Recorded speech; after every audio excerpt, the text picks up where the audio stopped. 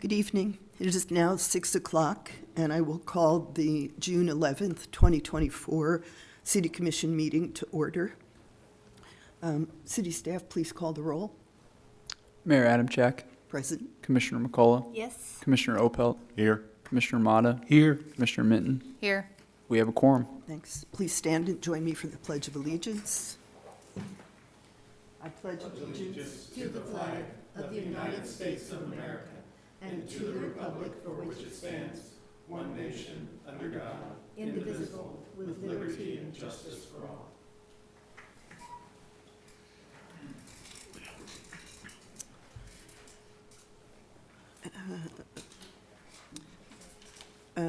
Before we begin our work session item, the commission needs to determine if they want to allow public comment for this work session. If so, is there a motion to allow public comment? I move to allow public comment. I'll second it. Staff, would you call the roll, please? Commissioner McCullough, Yes. Commissioner Opelt, Yes. Commissioner Mata, Yes. Commissioner Minton, Yes. Mayor Adamczyk. Yes. Motion passes. Are we allowed to ask for comments from the commissioners? Just sure. Commissioners, have you any comments to make this evening? Jamie, we start at your end. John? It's the 61st annual anniversary of the Equal Pay Act, and women still haven't quite caught up. I had the pleasure yesterday with Commissioner Matta of the meeting as a member of the search committee for the new city manager. It was very gratifying to see that we had 50 applicants for the position, representing, I believe, 21 states, about that. And during the course of a lengthy meeting yesterday afternoon, we whittled down the 50 candidates to 10, and they will, the consulting firm who was conducting the search will reach out to the candidates. Together with Tammy, we will prepare a questionnaire of some deeper questions to ask the candidates, and we will be scheduling Zoom remote interviews with them in the not-too-distant future. So just a little update on that process. And I think we can now move into the first item, the only item on today's agenda. 2025 budget preparation and updates by department heads. Thank you, Mayor, Commissioners. We've had a lot of internal conversations with our departments about 2023 actuals. We've briefed the commission several times, and I'll remind you this evening that we ate into the cash balance by roughly $5 million in 2023. The year with 16 million in a cash balance and ended the year in 11. A lot of that has to do with a pay study that was approved by the commission in June of 22 and implemented. At that time, there was an overall staffing pay increase of around 10%. We have about a $20 million personnel line item. So that 10% just immediately in June of 22 was $2 million. We took into account inflation, cost of living, merit increases for 2023 of around 8%. That was another close to $2 million. And then again in 24, around 7.5%. So another almost $1.5 million. You add those two up, all three of those up, we are in the range of the $4.5 million to $5 million figure. Bottom line, we don't have a permanent funding stream for that decision. And we are seeking that feedback and decision point now and in the future.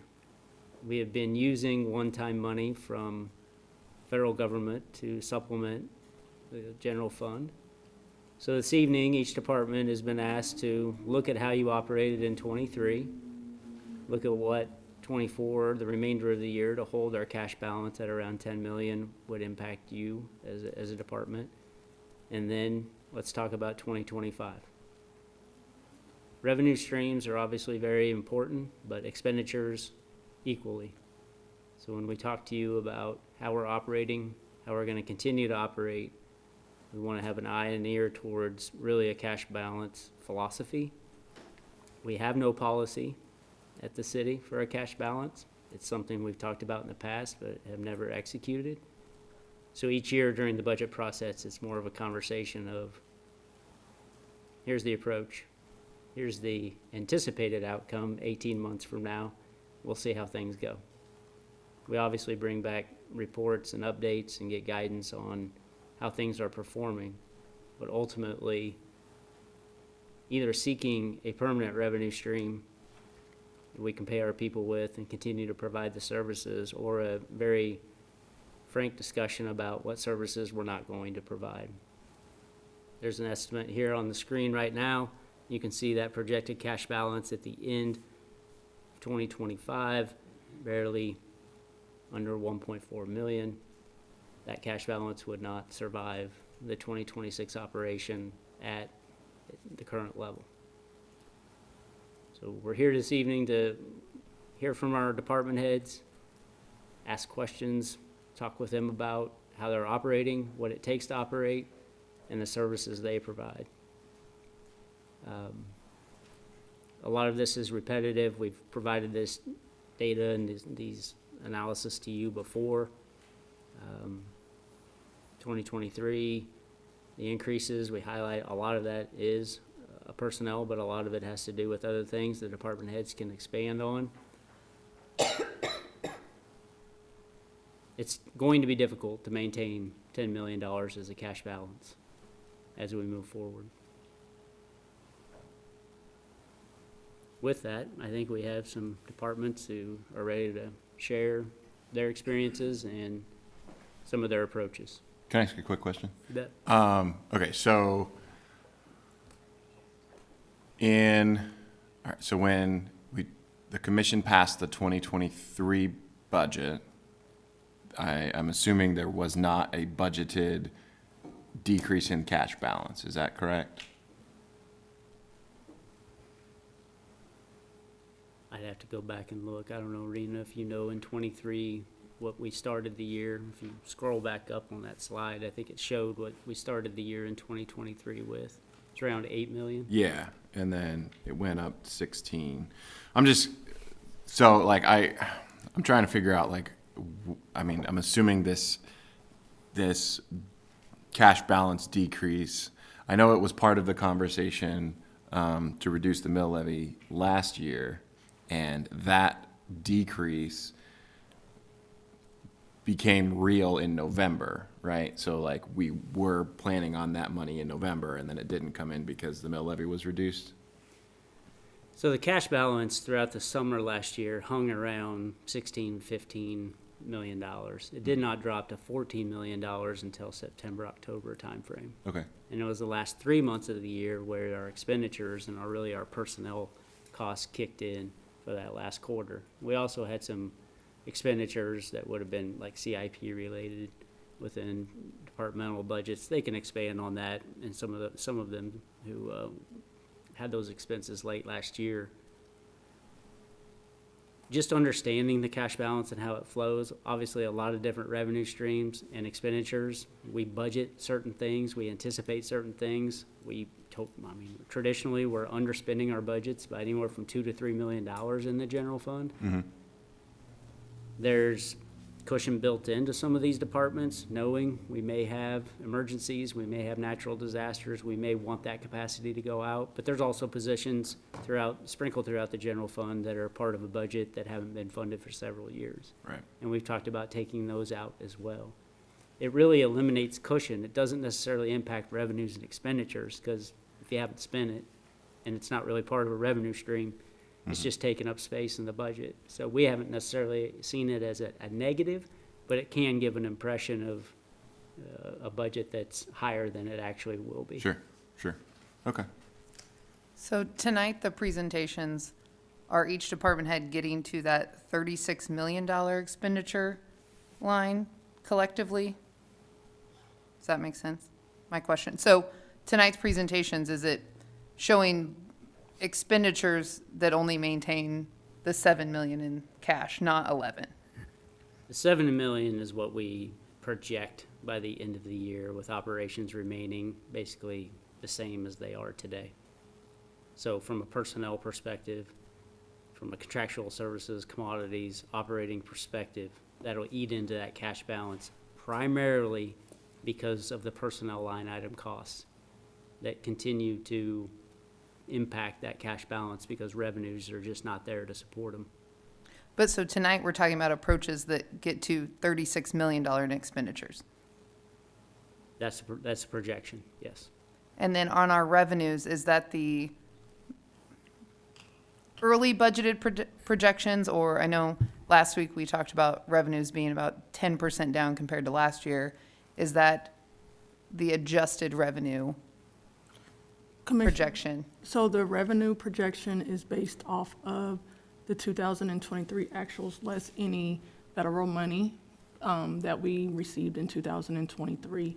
And so that's just a base estimate. We don't have any additional like trends or percentages calculated into that. So it's about 1.6 million that we reduced that by. That's the amount of federal money that we received in 2023 that we will not receive this year. I mean, but we spoke last week about we were under on our revenues compared to last year. So that 32 million though does or does not take into account that. It doesn't take into account Okay. that this time.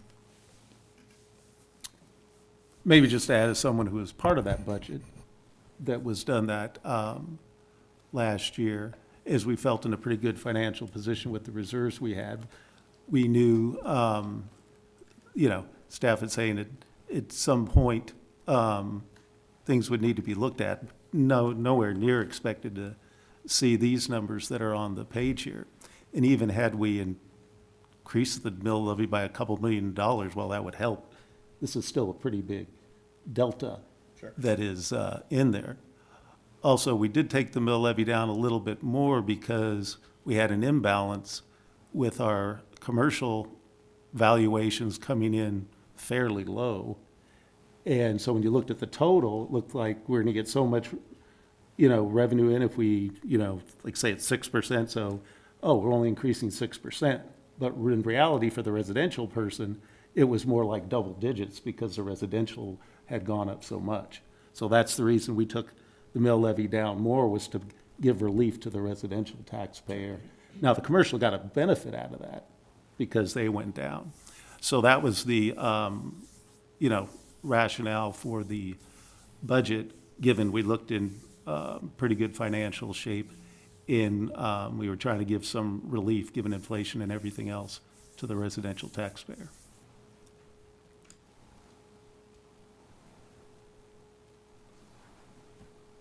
Stephanie, I think we're ready for you.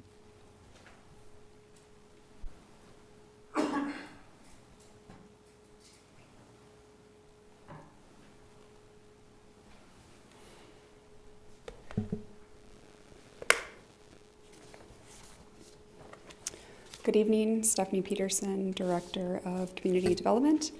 We don't have planes or parks or infrastructure in community development, so I wanted to spend a little bit of time just walking through what it is that we do and the service that we provide the community, and then we'll dive into the budget slides. In community development, our mission is building community, pretty simple. The services that we offer and support help to facilitate growth and development within Manhattan. This idea of building community, though, it goes beyond just the built environment. It begins to look at the engagement we do, like the individuals that you can see here on the screen, and trying to instill this sense of pride or ownership in Manhattan residents. We also, also looking at the community to help us to decide what is it that we want Manhattan to become. There are 5 key services that we offer that really help us to achieve this mission. We have long-range planning, development review, historic preservation, housing policy and planning, and grant management. We currently have 9 full-time employees within community development, but only 7 of those are funded through the general fund. Until a few months ago, we used to also have anywhere between 2 and 3 part-time interns from K-State that assisted us with many of the documents that you see here in these images. To start, and this is kind of what's shown on the screen here, is long-range planning. What they do is they create documents and visuals that help to set our community's roadmap for the next 20 or 30 years. We heavily rely on public and stakeholder input for these documents, and we work with other departments in their ability to provide vital services that our community needs, things like fire protection, water and sewer service. And based on those services that can be provided and that vision that the community helps us to create, that determines where and how Manhattan grows. Most of the efforts, like the Aggieville Community Vision and the Beyond Tomorrow Downtown Plan, those are created in-house by a small but talented group of individuals and sometimes interns. So that long-range vision then serves as the foundation for how we approach development review. We identify opportunities for change or redevelopment, and then we help facilitate the transformation of that built environment through this division of development review. We take kind of what we dream things could be, and then we help to make those become a reality. Development review includes actions such as annexation, rezoning, platting, and then a whole host of administrative functions and land use actions that never actually come before you all. The development review process relies on staff expertise, not just from community development, but we work on a daily, sometimes hourly basis with Public Works, the City Attorney's Office, and risk reduction. Another component of what we do is historic preservation. We serve as the liaison to the Historic Resources Board. We also help guide individuals through either registering their historical property or seeking historical tax credits. Historic preservation sometimes is viewed negatively, or that it's kind of holding our community back, but oftentimes it can help restore these pieces of our community that make it unique, that give it a sense of place, while at the same time reinvesting in neighborhoods or community assets. We also manage a federal allocation of about $500,000 a year in community development block grant funds. That's a federal allocation that comes directly from HUD. We use these in a number of different ways, but primarily the main goal of that program is to serve low and moderate income residents or neighborhoods throughout Manhattan. And then lastly, and I probably don't even need to mention this part because we've talked about it a lot over the last several months, but community development is responsible for helping to craft those housing policies and programs that we've had several conversations here recently about. So diving into the numbers, in 2023, as you can see here, we came in 12% under what our anticipated budget was. That was primarily due to a vacant planner position and also a vacant administrative position that we didn't fill until about halfway through the year. In 2024, our projected spending is about 8% over what our 23 actuals are. That's mostly due to filling those vacant positions that we had in 2023. I notate here that 87% of our budget is personnel. You'll hear a little bit later on from some of the support departments, like finance and HR, and they're kind of in the same boat we are when it comes to places that we can cut. So in 2024, 87% of our budget is personnel. 10% is dedicated to the IT and fleet funds, and that leaves us about 3% or $22,000 a year for non-personnel expenses. These, about $15,000 of that is dedicated to a software that we use that hosts our Manhattan Development Code. And so that leaves us about $7,000 to divvy out between office supplies, computer equipment, training, and for paying for some of the professional development membership that we have to be a part of. I mentioned this breakdown because in 2024 and 2025, what you will see is that in order to meet these projected numbers, we would have to dip into personnel. That is the only place that in community development we have the ability to make that kind of impact on the budget. For 2024 and 2025, it's pretty much the same, our approach here. First, we're going to delay hiring a zoning inspector. This is the individual who helps to enforce our Manhattan Development Code. We also will not fill a vacant planning position that we've had for quite some time. Also at this time, we are not filling any of our intern positions. Again, we've had between 2 or 3 for the last several years, and it's allowed us to do the Beyond Tomorrow Downtown Plan. They've worked on a lot of different other projects for our department. And that's allowed us to really do that in-house effort versus seeking consultant services from outside of the organization. Also, not having those interns, we're going to delay the Points Avenue corridor plan. This was a long-range visioning project that was going from Juliet west to MLK Junior Drive, and really trying to reimagine what that corridor could be, kind of carrying the streetscape that we see downtown and anywhere east of Juliet, carrying it forward, looking for opportunities again for redevelopment, and then creating a safer, more multimodal type of roadway with some of the great assets like the park that we have just across the street. For both years, we are also we are limiting our travel and our training.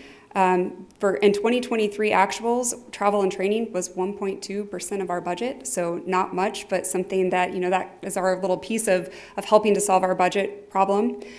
We have 5 planners in our office who are accredited through our professional organization. In fact, all 5 of our job descriptions require us to have, it's called AICP, but require us to be AICP certified to serve in our capacity. This professional certification requires us to have ongoing continuing maintenance credits. We have to have 32 every 2 years. And we're unfortunately on the same cycle, so we all have to get those at the same time. I did leave in our budget the annual certification renewal fees, since that is a requirement of our job. And that's, again, just for reference, that's about 0.5% of what community development's budget would be in 2024. And I would just add that professional development is something that we find as a retention and a recruiting tactic. A lot of our new planner that just started, he asked about the opportunity for professional development and being able to learn more and bring things back to our organization. And I don't think that's unique to us. I think that you'll probably hear that from other departments as well. We will eliminate our, really kind of the 2 main CIP items that we have in 2025. One of those is updating our comprehensive plan. The last one we did was in 2015. As we began to dive into that document more and look at it, one of the major components is a future land use map. That's the map that we heavily rely on when we look at rezoning actions, is this rezoning kind of the vision and how the community thinks that we should grow. What we're finding is that future land use map is really more of a snapshot in time from 2015 rather than this visionary document of where we want to go as a community. The other element that we will eliminate is the update of our housing market analysis. We spoke a few weeks ago about having that updated document every 3 years. We would end up pushing that out. 2025 is when it was supposed to be updated again, but under this scenario, we would eliminate that. And I would just add that there are certain programs like RHID that require us to have updated housing data in order to participate in those programs. And then, go ahead. Sorry, so if we eliminate the housing market analysis, we wouldn't have the data necessary to have an RHID program? Is that what you're saying? I would say we probably have about a 2-year grace period. That's a really good question. So kind of the guidance we're getting from the Kansas Department of Commerce is every 5 years you need to be looking at that data. If you have a lot of growth, if you have a lot of change in your housing stock, you should be doing it more frequently. And so 3 years was kind of the best practice out there. But we do have a couple years there that we can kind of have some wiggle room. Okay. And then lastly, I probably sound like a broken record at this point with the personnel side of things, but even making all of the changes and cuts that you see here, we, to keep our 2025 budget in line with our 23 actuals, that would require us to cut an additional $80,000 or $84,000 from our 2025 budget to, just from our 2025 budget. While that doesn't seem like a lot, as you hear from, you're going to hear from Parks and Rec and Public Works, $84,000 is just pennies kind of in their budget. But for what that means for community development, that is likely two personnel in order to make up that gap. And I just kind of tying what we do back with our budget, I would remind you that in community development, our service back to the community is highly dependent on the talented individuals that we have within our department, but also within the other departments. Our value that we provide is our people. That is our service. And we aren't able to, well, I would say investing in our people is how community development can best serve our community and how we can best achieve our mission. So I'm happy to answer any of the questions or any questions you might have, either on what we do or on our budgeted 2024 and 2025 budgets. Stephanie, do you manage any other grants besides CDBG? We do. We have Emergency Solutions Grant. That is we apply through KHRC, Kansas Housing Resource Corporation, every year. That is really just a pass-through. The emergency shelter and the crisis center are the two recipients of that, but they aren't able to be direct recipients. So we apply on their behalf and then just funnel the money back and forth. There's really not a lot of management that goes with that. Okay.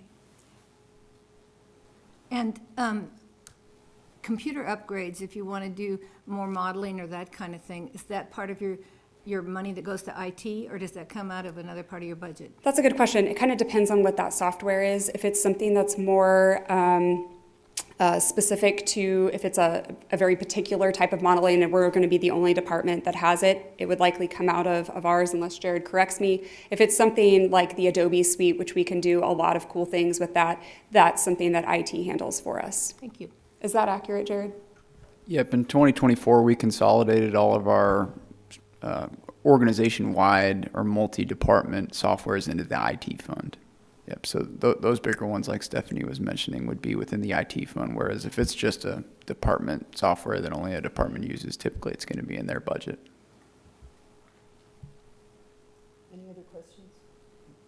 Any other questions for Stephanie? Okay, thank you.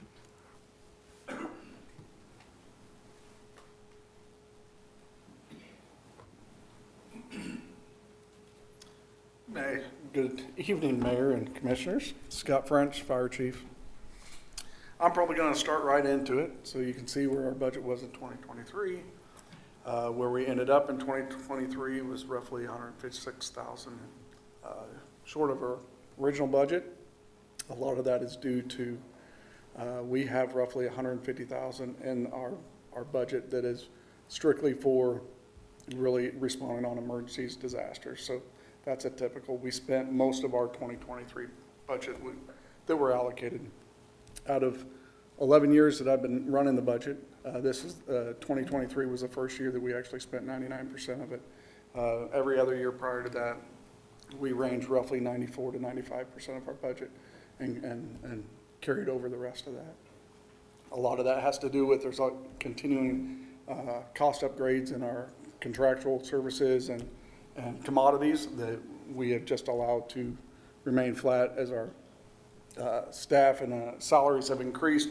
We've tried to maintain a pretty flat in commodities and commercial services. So 2024 projections, we're hoping to be able to get down to 9.6 million.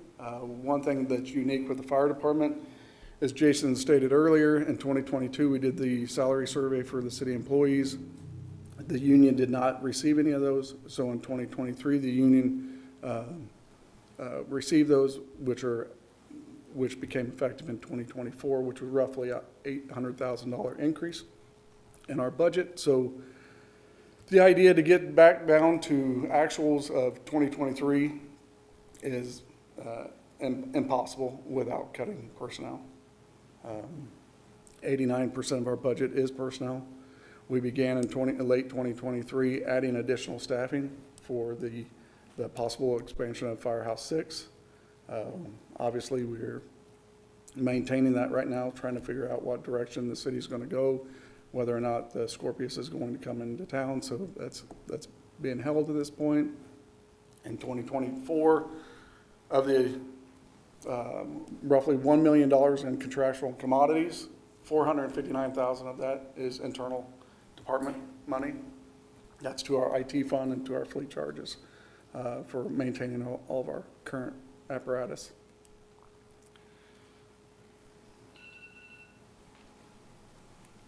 So basically, back in March, when Jason gave us direction on what we needed to do to reduce our 2024 budgets, we dropped our minimum staffing from 20 personnel to 19 personnel, hoping to save roughly $110,000 on that.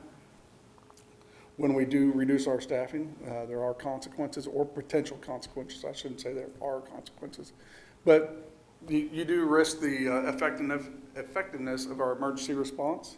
We risk dropping our ISO PPC rating. Currently, we're number one class.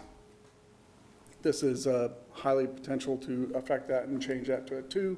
That's the insurance service office, and typically is it's the underwriters typically on insurance. They look at how your fire department operates. Being a class 1, you're going to get the best rate you possibly can for insurance. So we've end of 2022 received that. We prior to that had been a class 2 city. We are right at the cusp. We're a 90.5 for class 1. So there's a potential we could lose that rating. We currently have 11 vacancies in our student firefighter program. Those are our part-time students. They are able to work roughly 1,000 hours a year. That's been a great model that we've used for recruiting purposes, get people a foot in our door. We can get our claws on them. That way we can possibly retain them or bring them on full-time. It's been a great program. I'm a product of it, so I guess I'll let you judge whether or not that's a great program. So at this point, we need to determine whether or not we want to discontinue the phasing of upstaffing for Firehouse 6, or which would obviously help spread our financial cost over time, or we can, like I said, we can wait and determine where we're at and then hire the staffing at that point, but understand it's going to be at least a 2 to 3 year process to hire that 15 to 16 staff members, so bear in mind that. Basically, we have roughly a million, go ahead. Do we have an update on Scorpius? Have we heard anything? Pretty much the same feedback we keep receiving from them. They have met with the state and extended their opportunity with them through the end of the year. But they continue to work with their financial partners. They continue to work on their prospective plans. They don't own the land out at the corner of Excel and Highway 24. They got a lot of work to do, obviously, to get to a point where they're approaching either the city or the county or the state for any of those previously talked about incentives. But at this point, we're in a waiting period to hear more information from them. And that Firehouse 6 was like a contingency of.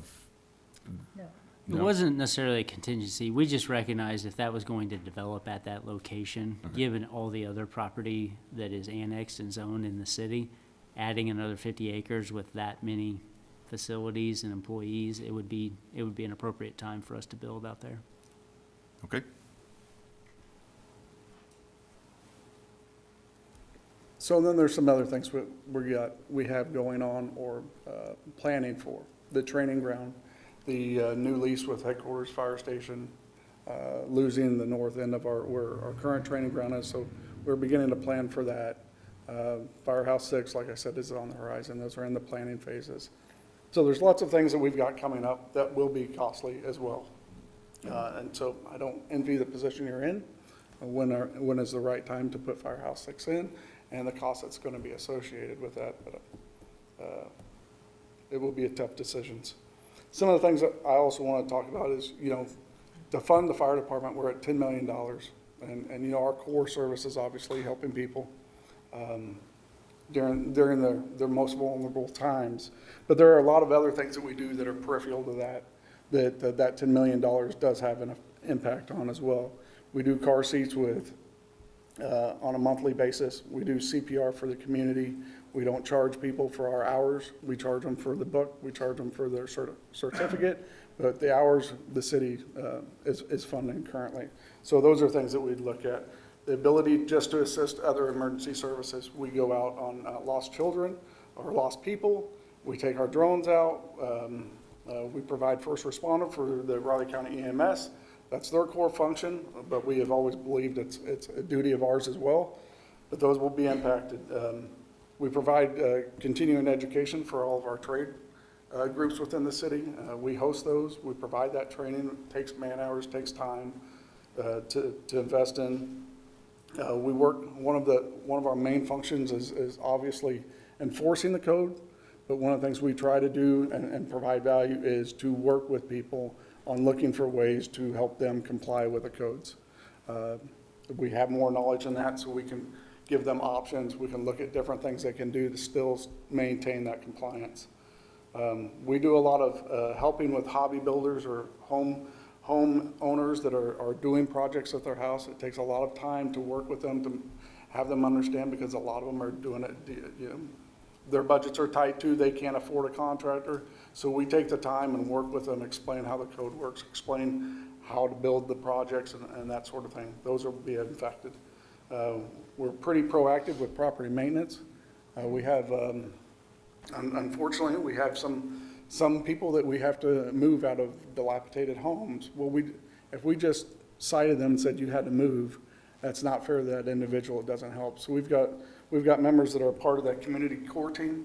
And so we work before we go to that route. We look for avenues through the social services to find them housing before we truly force them out of that home because of the environment that they're in. So those are just take a lot of time that you don't see. It's not part of the budget. It's not firefighting. It's not the stuff you see on our Facebook pages, but there's a lot of impact that we have in our community that goes along. And as we look to reduce budgets or reduce personnel, those are not things we're going to quit, but we will have to reduce them just because we need to maintain our budget. Like I said, outside of that, basically $9 million is invested in your most important resource, which is our people. You've got $1 million outside of that for our contractual and commodities. $460,000 of that is invested back into our internal departments that provide services for us. So you have roughly $500,000 to cut in. We have 5 fire stations that operate 365 days a year. We've got 15 refrigerators. We've got heating and air on every one of those buildings. We've got over 13 emergency response vehicles that can't wait on brakes, that can't wait on things not operating correctly. So there's a lot of what we do that has to be sent off to Salina or to Topeka to work on. Allison Transmission, we don't have dealerships here. We're operating basically heavy trucks. The city doesn't have qualified mechanics for that. So those get shipped off to Salina to be taken care of. We have all of our personnel. Yes, we wear uniforms, but that costs roughly $40,000 a year to outfit all of our employees and the uniforms that we wear. Then we have our personal protective equipment. Each person's required under OSHA or by NFPA to have 2 sets of fire gear. We have special washers that wash that gear to make sure none of the carcinogens stay within it. So there's multiple things that we're doing, and there is not a lot of fluff. Are there things that we can do to cut? We're looking at those. We're trying to do what we can at this point, but that's kind of where we're at today. Any questions? Scott, if we end up having to drop the ISO classification, is there any besides, and that's because of potentially staffing? Yeah, well, what the staffing is represented on how many people you can get to a fire. So we average roughly 110 to 150 fires in a year. When ISO comes in to grade us, they look at those and they look to see, were you able to get a full assignment on a residential structure within 8 minutes? A full assignment is roughly 15 to 16 personnel. So that's why our staffing, we try to maintain it at 20 because we can be without a station and still get that minimum staffing requirement. If it does end up dropping, are there any additional savings from equipment that's not needed or anything else we're required to operate at to be at that level? No, so It's just on timing, we don't have to have any On that additional? particular, and I say that because we got to a 90.5 at the, you know, we're just barely there. And so any element that we remove or fall back on is likely to drop us out. I can't say it's a 1-for-1 because they look at how we're dispatched. They look at our water supply, you know, we work closely with our utilities. Those numbers are high. Where we lack the most is within the fire department is in personnel. On a normal, I shouldn't say on a normal, NFPA recommends to have 5 personnel staffed on every engine, 6 people on the ladder truck. We operate with 3 and 4. So we have roughly 1.4 firefighters per 1,000 people. The average for our region is 1.8. I mean, we're doing things efficiently, but yeah. No, I guess my question was, I get that there would potentially be a savings to the city for not staffing that, but there's no equipment savings, there's nothing else that's saved. It would just end up costing businesses on insurances potentially more, is that right? That's Yes, that. yes. Okay. Because we'd still have that number of staffing, on the department. And still need all that same equipment that we currently Yes, have, all the even same if we're at a equipment, lower everything that level. we have. The one thing you could begin to argue is whether a pumper or a quint that we typically operate, what we call quints. So that's basically an engine with a ladder on top of it. There are some basic requirements on having a ladder for, within so many miles of buildings that have 3 stories or more. You might be able to save that, but that's 20 years down the road. So it's not we cut it now, we're gonna get additional savings. Maybe over time, there is a possibility you could change out 1 quint for an engine and save 300,000 when you buy it originally. I just have a question. Are we seeing CIP in these budgets? I mean, sooner or later, you're gonna need another fire truck. Yeah, that doesn't come out of our operating budget, it comes out of the fire equipment reserve. Okay. We currently do have, we have approved 2 apparatus. Our build times currently are 30 to 46 months, or 48 months. So we've submitted for the last 2. The apparatus that would be housed at Fire 6 has not been approached yet. But those come out of the fire equipment reserve, not out of the operating budget. Okay, and, Not that there's not a cost to that, it's just yeah, different. I just think it's something, I mean, I want to make sure that we're all seeing the CIP costs for each department too, as we're seeing the personnel and other costs. So the average person's fire insurance would probably go up a bit if we, you know, not majorly, but maybe 25, 50 bucks.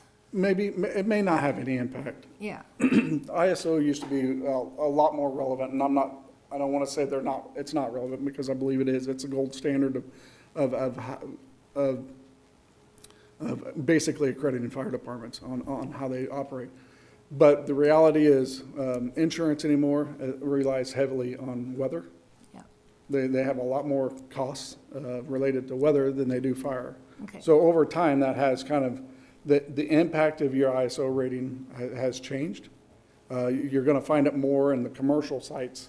Commercial insurance is going to it's probably going to have a bigger impact there, because it's going to be the underwriters where that happens at. Just to expand on CIP, last year we adopted a 5-year CIP with a projected $1 million per year for the 5-year period out of the general fund. So that was a $5 million CIP out of the general fund, $1 million per year. We are not moving forward with any of that in 2024 at this point in time. So those are not in your projected expenditures. Are we not going to see that? The things that you wanted to do? Oh, sure, we can share get the to that. CIP, absolutely. Thank you. Yep.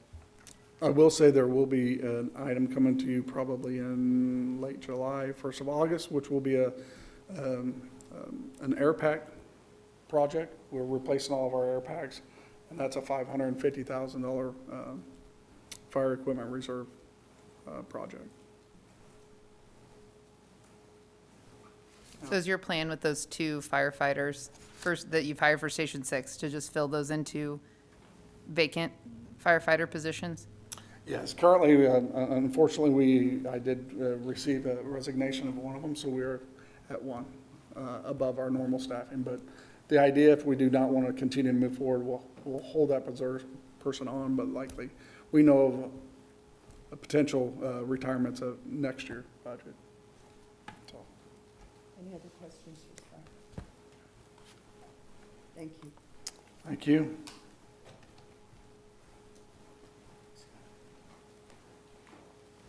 Good evening, Mayor, Commissioners, Brandon Keyser, Airport Director. And like Stephanie mentioned, I do have airplanes, so a lot of people know what I'm going to talk about when I'm up here, but we do have some really beautiful facilities because we have made some really big, significant improvements in the airports in the past decade. So for the airport, you can see that beautiful terminal that we built. In 2016, it was about an $18 million project. We ended up getting a couple grants that ended up covering about 90% of that cost. But our mission is safe and efficient operations. Pretty short. It's just getting people in and out of there, providing a safe environment. Our goals, increasing load factors. Those are the percentage of seats that are sold versus the percentage of seats that are available. And we can do that by improving our retainage, reducing our leakage, getting more people into this community flying in and out of the airport, and then also increasing our employments. And employments is a very important metric that we look at. That's the amount of people that are boarding a flight and going somewhere out of Manhattan Regional Airport. Another big goal of ours is federal compliance. That's a pretty big budget driver. You'll see that in my next couple slides. Employee retention, we're very, very efficient with the amount of employees that we have, and keeping those employees here, keeping them well-trained, just continues, is just one of our standing goals. Another goal is increasing our aircraft operations and enhancing our services, just continuing to grow the airport, providing a lot of different services. And then, of course, finding cost recovery through rate and charges and increasing our revenues as things get more expensive throughout the years. So in 2023 to 2024 review, our budgeted numbers for 23 are $1.9 million. We came in at 3% under budget. That's typically where we usually land, is around that 3 to 5%. And a lot of that is tied into is we try to do some forecasting with the weather, but we're not meteorologists, so we're not very good at predicting that. But we do a lot of snow removal. And when we do have some significant winter events, that can be a very big budget driver for us. So our 2024 projection, we're targeting to shoot for that 1.8 million. And our actuals as of right now, projections versus actuals is about a 1% decrease is kind of where we're heading towards. So the main budget drivers of our budget is our personnel to make up 53% of our budget. The IT and fleet fund make up another 10%. And then keeping the lights on in all of our beautiful facilities takes about 12.5. So that's 75% of our budget is tied right to there. The rest of it pretty much ties into this, the federal compliance. There's another small percentage that goes to our marketing, getting folks in and out, let them know about our wonderful services that we provide. So our operational approaches, mentioned it, federal compliance drives our budget. We are probably one of the most federally, have the most federal oversight out of all the departments. I think I could say that. So we're federally required to provide certain services, and those fall under the FAA Part 139 and TSA Part 1542. Those are the two big regulations that the federal government imposes on us to have that commercial service. And so I put this out there because a lot of folks don't realize this, but we have the same level of federal compliance as like a Wichita or Kansas City, even though we're a lot smaller. We're inspected by the FAA and TSA throughout the year. Just last week, we had the FAA out for 2 days, going through absolutely everything, a lot of our records, looking at that new pavement on the runway project, measuring our grass. That's another thing that they do. We have to have grass heights of 6 to 8 inches. It's a true thing. It's in our wildlife hazard management plan. We can't get wrote up for that. So it's very, very thorough inspection. We meet those requirements with 19 full-time employees. We're very efficient. Many of my divisions are cross-trained.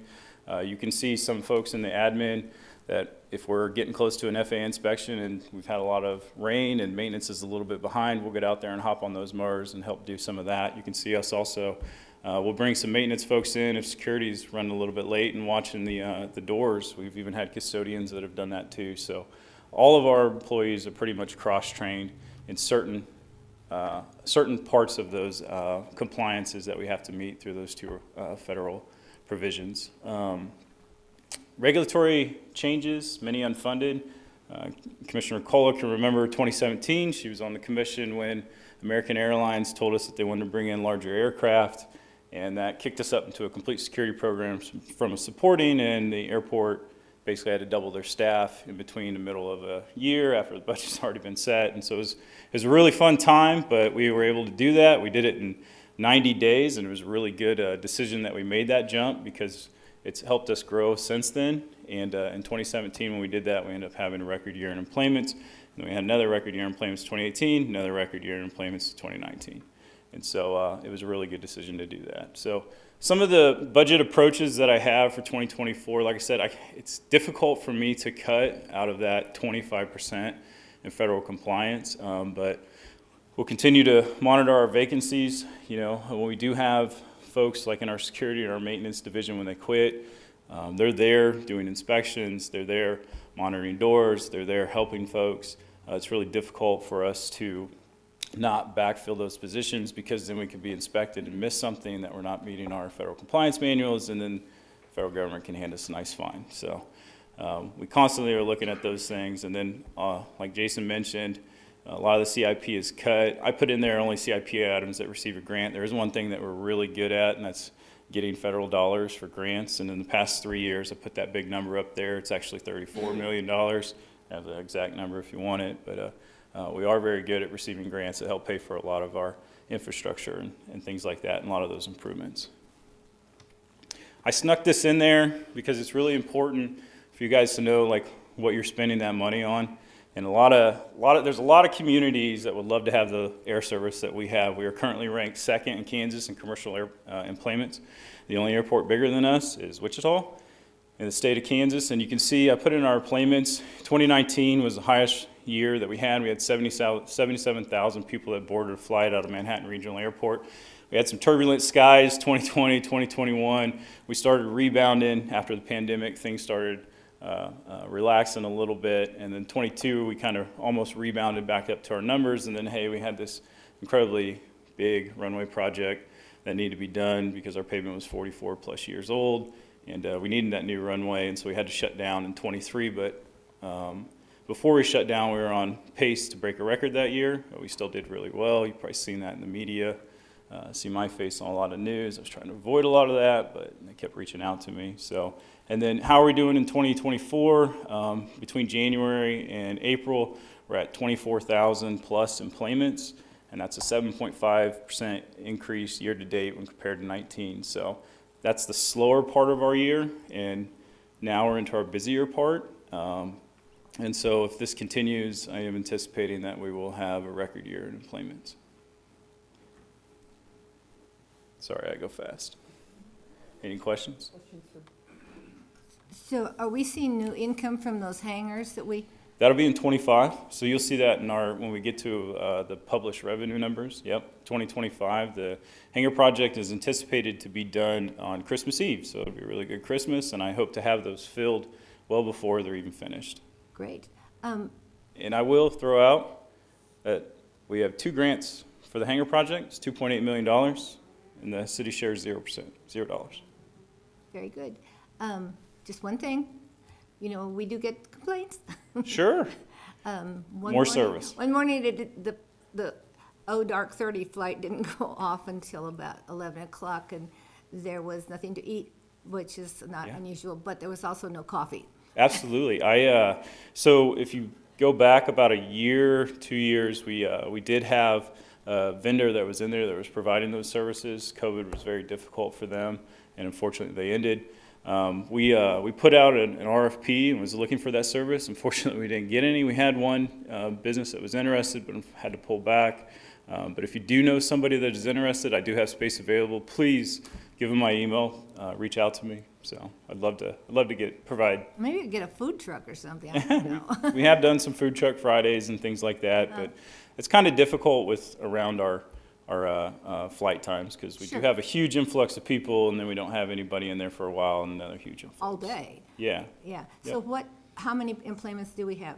We have the one to Chicago, So right now we're on our June schedule. We're up to 5 flights a day. We have 3 to Dallas and 2 to Chicago, and then in July we're anticipating around the holiday that we're going to have 6 flights. For that holiday week, we'll have 3 to Chicago and 3 to Dallas. And so we'll have American's given us roughly 10,000 seats that are available in the month of July. We're at like 95 for June. and our load factors are traveling pretty high. I know I'm talking about budget, but all of this kind of plays in because the more folks that are utilizing the airport, that also increases some of our revenues and gives us more opportunities to help pay for some of the expenses. Any other questions for Brendan? Thank you. Thank you.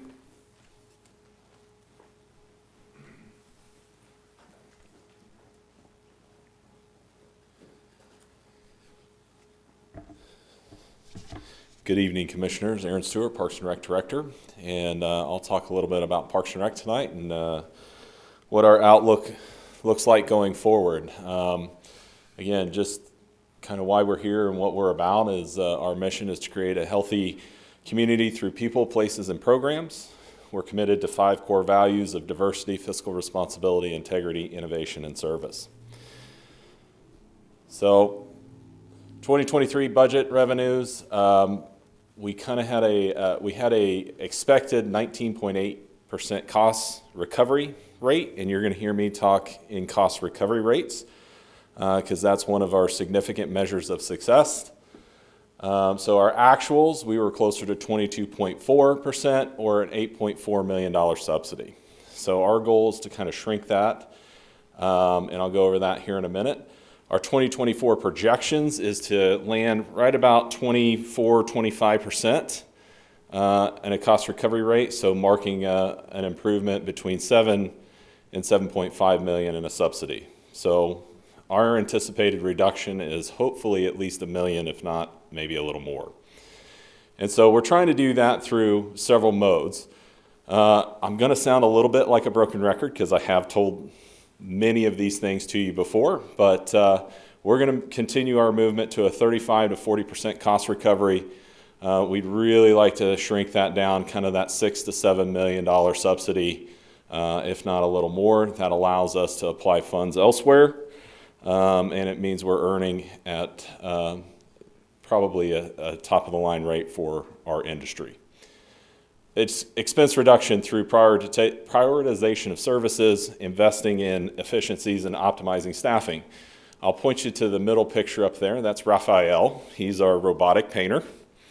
And that has saved us a significant amount of time. So, for example, speaking with our parks superintendent today, that painted 4 fields while they were overlooking at Twin Oaks and working on an issue there. And it was done by the time they came back, and it was not more than an hour. So 4 soccer fields in less than an hour. Unmanned, by the way. So it does take a little bit to set up, but that has saved us a significant amount of time. The website up there is Team Sideline. That's what we use for scheduling. Previous to this year, we were doing scheduling by hand.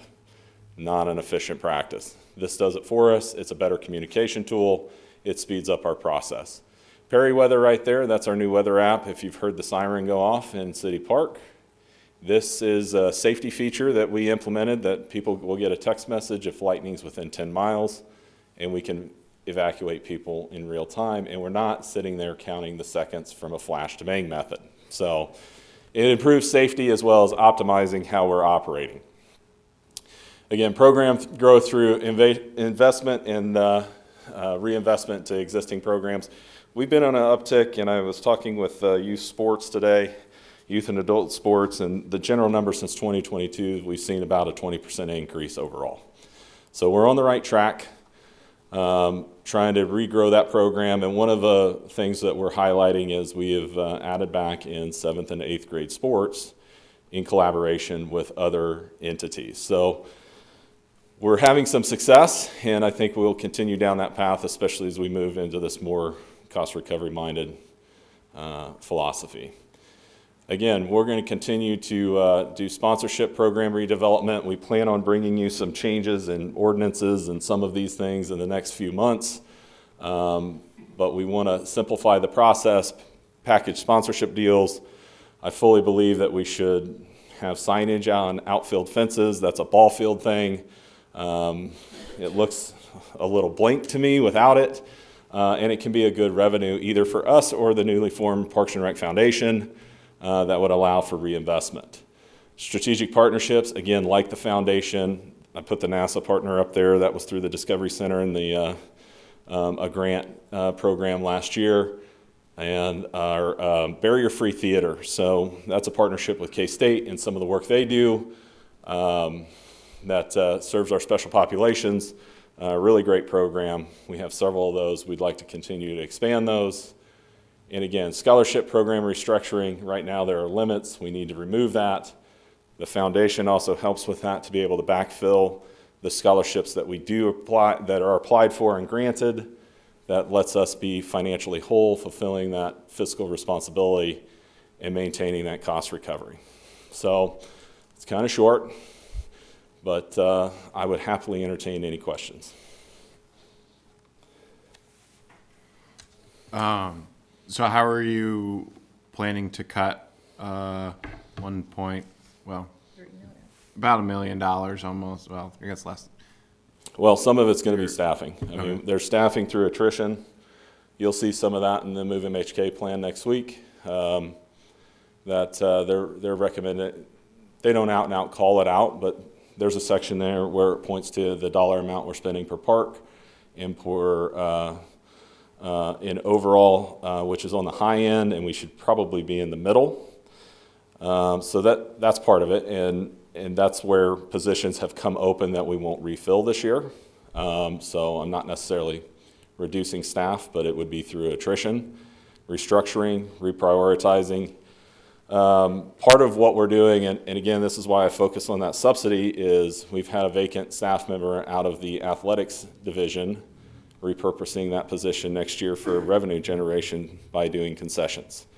And it sounds like the airport has an opportunity for some concessions. So, and we will serve coffee. So I think there are opportunities to always be strategizing how we move forward differently with every position that becomes available. We do take them one at a time. It's not that we wouldn't refill any of them, but it is important to look at the overall strategy of how to apply that going forward. We're probably, and you'll hear me use the word entrepreneurial or business-minded. We're a very business kind of focused department of government. We're a service industry. Our job is to provide service. The better we are at cost recovery, the actual improved service that we can provide at all levels of socioeconomic status, because we've got a healthy fund balance and we're stable financially.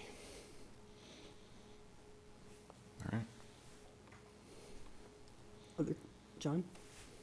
Yeah, not really any questions. Just want to commend you on putting that together, the combination of the cost recovery, the scholarships, the sponsorships. First got on the commission in 2011 was asking then, why don't we have stuff in the outfields? I mean, that's low-hanging fruit to go out there and get things, out of the, obviously the automation is a big help, and scheduling system. I put things like that in. They can save you a tremendous amount of time and money to get those in. So I think you're going in all the right directions with what you're doing. I'm sure the parents appreciate it too. This particular system updates in your calendar. So like my son's schedule's in my calendar, and when they make these rain out changes, because it's been a rough year for that for us, it updates. So it's very user friendly in that regard. Aaron, at this current pace, are pools going to all be open next year if we're having to cut? I mean, I know that's kind of loaded. Yeah? That's not a big... Yes, aquatics will be open. It's fully staffed. And so in how we prioritize, we're going to prioritize based on the most impact to people. So Stag Hill Park's a great example.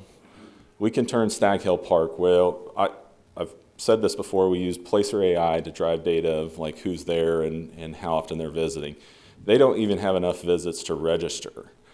So we can turn most of that park into a naturalized setting and still provide that space and minimize our maintenance in there. Therefore, we're not traveling out there as much. We're seeing it once or twice a month, but we're doing it from a different type of management style, because less than 5,000 people visit that park annually. In fact, it's probably less than about 1,200. Versus something like City Park or a pool, where it's our highest engagement with people, and we need to invest more time and resources in those areas. So we're going to prioritize based on user, pools being one of them. And pools do generate revenue. I mean, they're going to be $1 million in subsidy annually for 11 weeks. That's nothing new. You've heard me say that before. It's about $100,000 a week as they're operating. But we're fully staffed and we'll continue to do that.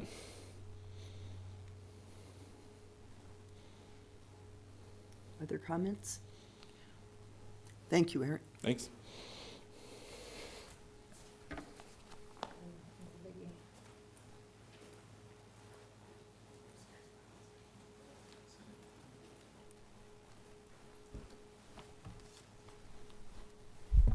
Good evening, Mayor. Good evening, Commissioners. Public Works. So I've been here about 9 months, so I just want to make sure that, I have a different view when I look at Public Works here, and I work down at Joplin.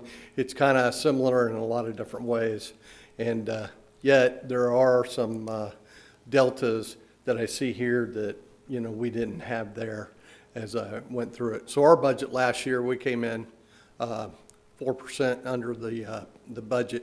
And then our goal this year was to get to a place where we could move or situate $710,000 from that budget.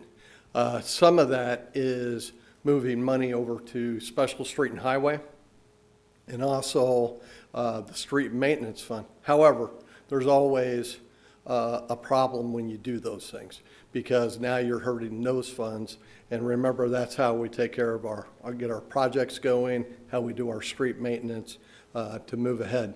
So our goal is to stay under 13%, but 400,000 of that will come from like asphalt, concrete, de-icer, those type of things that we used to come out of the general fund, and we'll move there. Plus some of the equipment that we've done down at traffic, lights, the signs, those type of items, so we can get to that 525,000 to move over to that account.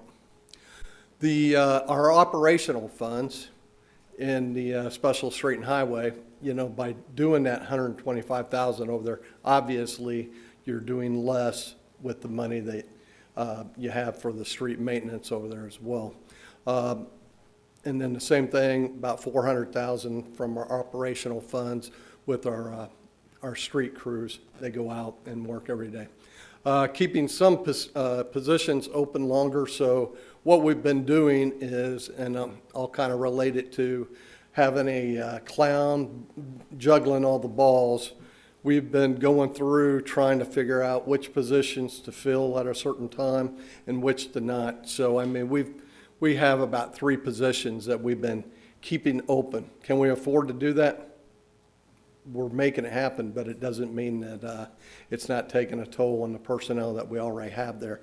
Because if you have a position that's open, you need those jobs, and that's putting more of a strain on the personnel that you do have. But we can do some of those. Bluemont from 11th to 4th, we're going to have street crews starting to do those. We can't do it out of the street maintenance money with the asphalt contract, but what that does is it impacts our ability to do street maintenance in some of the residential areas as well. So right now, and most of you know this, I know Mrs. Minton went there in January when we were doing the retreat, but at that time, I was explaining that we only have 8 trucks that go out and do snow removal and put the salt on the road and things. And there's about 23 personnel who are actually involved with that exercise all over the city. You have about 550 miles of single lane road here in Manhattan. That's a lot of road for the amount of people that we have doing maintenance on those areas and stuff. Now, Brian Johnson's back here. He's our city engineer, does a great job. I mean, I don't know how you get a lot of the projects done. I mean, over the past year, we've had 20 projects in progress, and 12 of those have been designed in-house. That doesn't happen in other cities. It didn't happen in Joplin, I can tell you that. we had to rely on consultants to do these things. And it's really hard when you're trying to make sure that you're getting the best quality for the buck. The other problem we have with some of the streets, and like I said, I've been here 9 months. I had that joyous retreat with the commissioners, and the skies opened up right after the snow, and so didn't the roads. And all of a sudden, we went into the pothole issue. And some of those are obviously, you get moisture under the road, you got the weight from traffic that's on those roads, that creates that friction, the fissures underneath, and you break up that concrete, and that's how you get those potholes. But at the same time, you've had some, in the past, some concrete that's been out there, that's been laid, that's now all of a sudden, that concrete is starting to fail. And it's only somewhere around, 10 to 15 years old. So normally what you want out of a concrete road is somewhere between, 20, 25, 30 years of active service with that concrete road. And we're not getting that with some of the roads that we have there. But, Brian's been making great strides in making sure that the project's moving ahead, try to address the ones that are most needed. And as I told you back in January, is that when we look at our roads, you have your main roads, your arterials, your collectors. Those are the main roads where all of your traffic, most of your traffic go to. And so you have a priority list of how you go through, and then you attack that. And then Dan Tyson back here is our superintendent for our street fleet and stormwater. And so his job is to try to get out there and maintain where we have some of the problems. And what we've ran into is the actual fact that his crews are actually trying to build some of the roads back that are actually failing and stuff. So there are some issues here. And like I said, you're not putting as much funds into the street maintenance as we did down in Joplin, and about where we were going and stuff. Ma'am. Yeah, I get a lot of advice from people who teach engineering at K-State.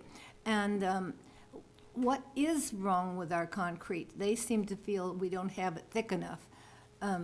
Why are we seeing these kinds of? So when I got here, and several years ago, 2016, Rob Ott and Brian, you can come on up, Brian. I could hear him clear his throat. And that's, hey, that's all right. I don't have any problems phoning a friend. I'll let Brian explain it. Good evening, Mayor, Commissioners. Brian Johnson, City Engineer. So your question was concrete streets? Yeah, why are we seeing this kind of failure? So back in 2012, we partnered with what's called PCI, Pavement Condition Index, out of Ames, Iowa. They're the regional best of the best when it comes to pavement design. We actually changed our pavement design in 2014, and we went to a different mix. The old mix that we had was susceptible to what's called ASR, alkali silica reaction, and that's where you kind of see your joint failures and your buckles. The sand that comes out of the Kansas River has a natural tendency to collect moisture just out of the air, and that's why you get buckles on hot days like today when it gets real muggy. So we changed our mix back in about 2012, 2013, and so far all of our data suggests we're doing a really great job. It's working as well. In fact, McCall Road was the first road that we changed our mix design on. McCall Road's arterial road, carrying 30,000 vehicles a day, very heavy truckload, and it's performed exceptionally well. So we're seeing problems with the pre-14 concrete? Yeah, that 95 to about 2005, that's kind of that era where, there were some different sands that were affecting the mix designs. Those are the eras that we're really seeing a lot of what I would call pre-delamination or deterioration. That's kind of that era, 95 to 2005. Okay, and please refresh me, special street and highway, that's state? Gas tax. That's gas tax money back Gas from the tax, federal government, yeah. If you recall, street maintenance has 3 legs to it: general fund, special street and highway gas tax, and then the sales tax. And are we seeing that dip at the state level with people driving you know, No. hybrids and? Now, if you recall from the street maintenance presentation a couple months ago, I that don't- fund has been, Couple months, Brian, come on. if I can remember what I had for lunch now. That fund was, the gas tax hasn't been raised since 1993. Yeah, I know. And that fund generated about $1.4 million in 1993, and last year it generated about 1.6. Okay. So our buying power is significantly reduced. Yeah, okay, Thank you. thank you. Yeah, just stay close.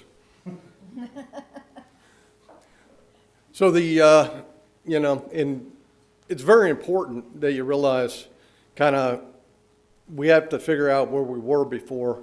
How did we get to this point right now?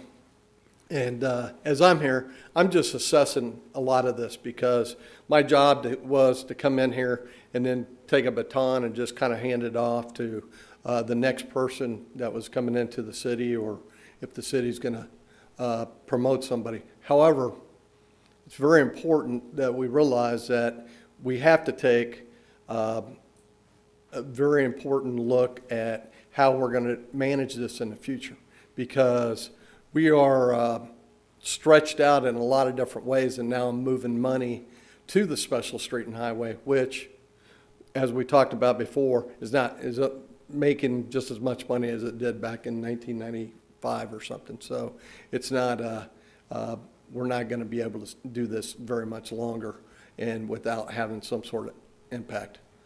And so at the same time, as roads fail, that's our unfunded needs list, that we move them up on our list. Where are we at? We're getting creative this year. Brian and Dan and I sat down in a room and we talked a little bit about, how can you do some of this? And we're looking at ways where the street crews can do some of the asphalt paving in some places of the city. So as we bring in the contractor, they can mill the road, and then we'll have the street maintenance come in and try to pave right behind that. We can't do big areas right now. We're not trained for that. We're not set up for that. However, we're going to try that out, see where we go, and hopefully we're going to make good strides in some of the parts of the city. The other thing I wanted to say was with the street maintenance folks, we got 2 crews that do asphalt or concrete all the time. 1 crew that does asphalt, and then we have a crew who does our restoration contract of our utility cuts. So they restore the utility cuts, and right now, so what we do is we have that 1 crew, and they're paid out of water, wastewater. And we have 4 crews, 2 on the water side, 2 on the wastewater, who, when we get broken pipes or anything like that, they're the ones that go out there and they do those utility cuts.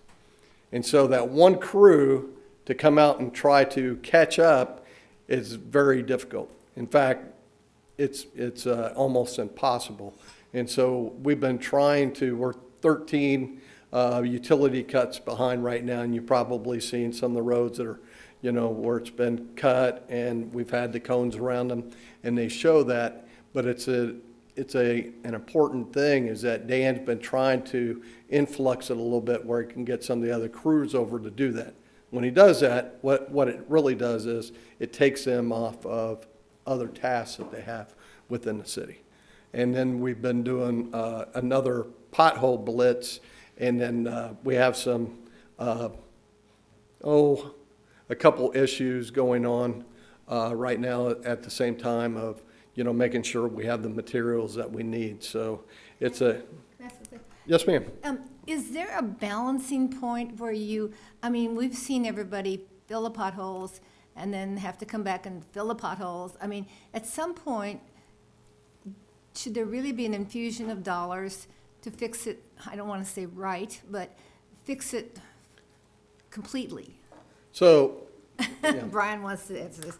No, go ahead. and you can, but I can tell you, down in Joplin, what happened, we were 98% asphalt in the city, 2% concrete. We don't have the roads that, it wasn't about the, 55-45 split that you have right now here.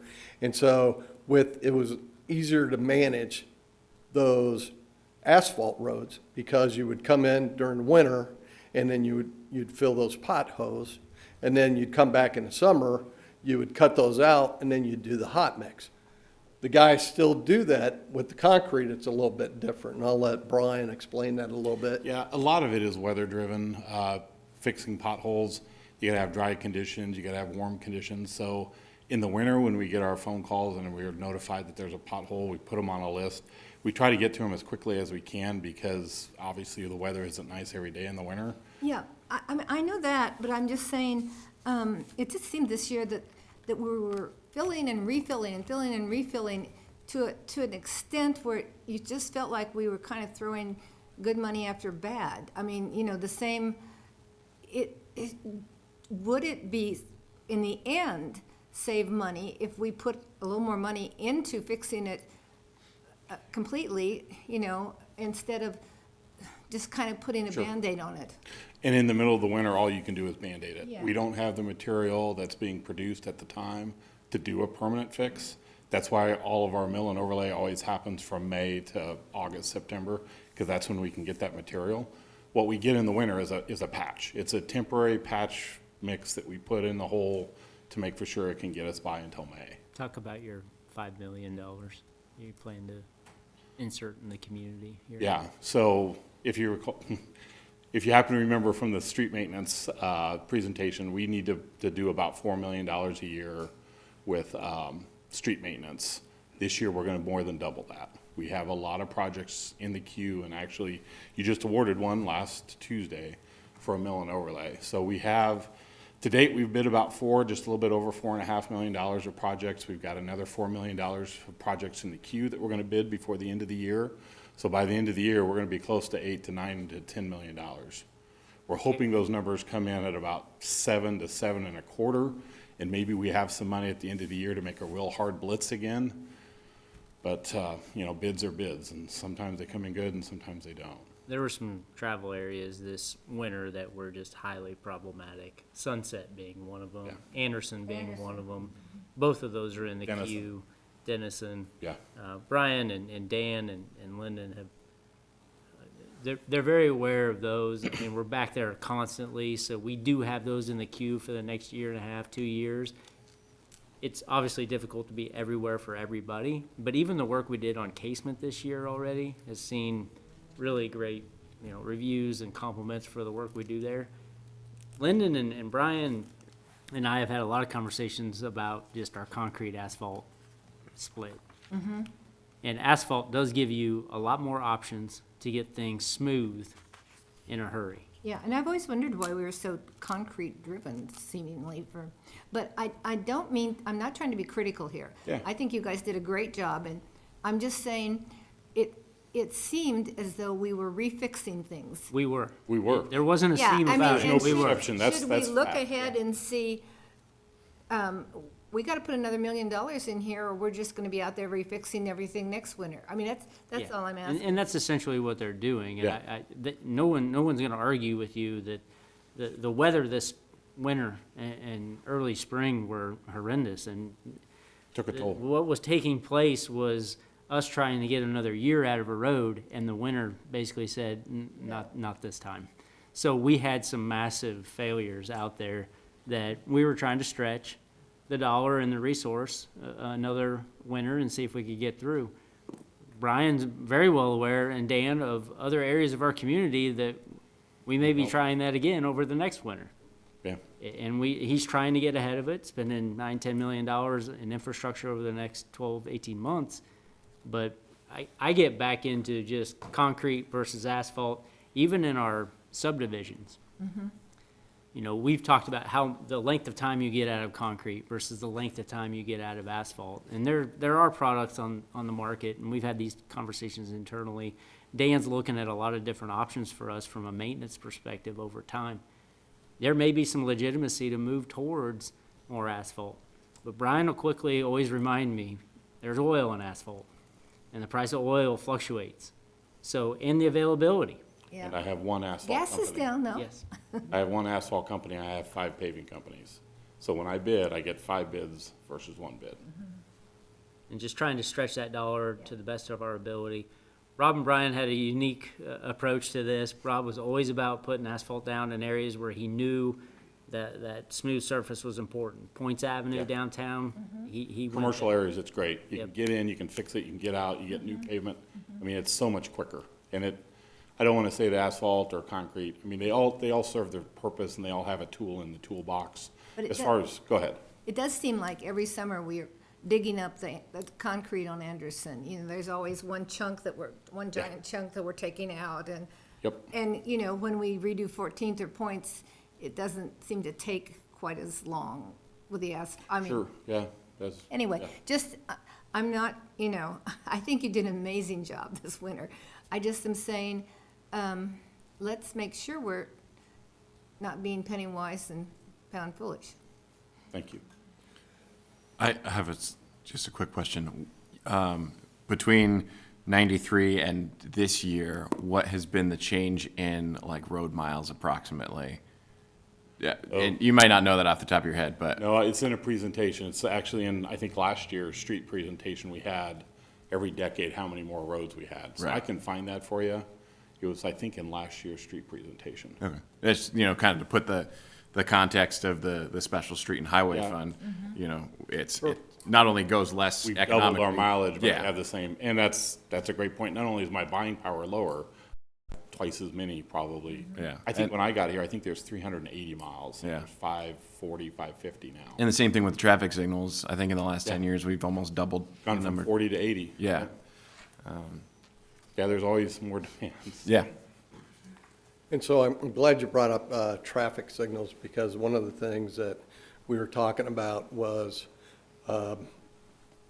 moving into the future, somehow getting fiber out to different locations in the city so that we can move forward with those traffic signals and stuff. And we talked a little bit about it at the retreat and stuff, and there are some things about trying to do that at the same time, but it costs money to try to make those things happen.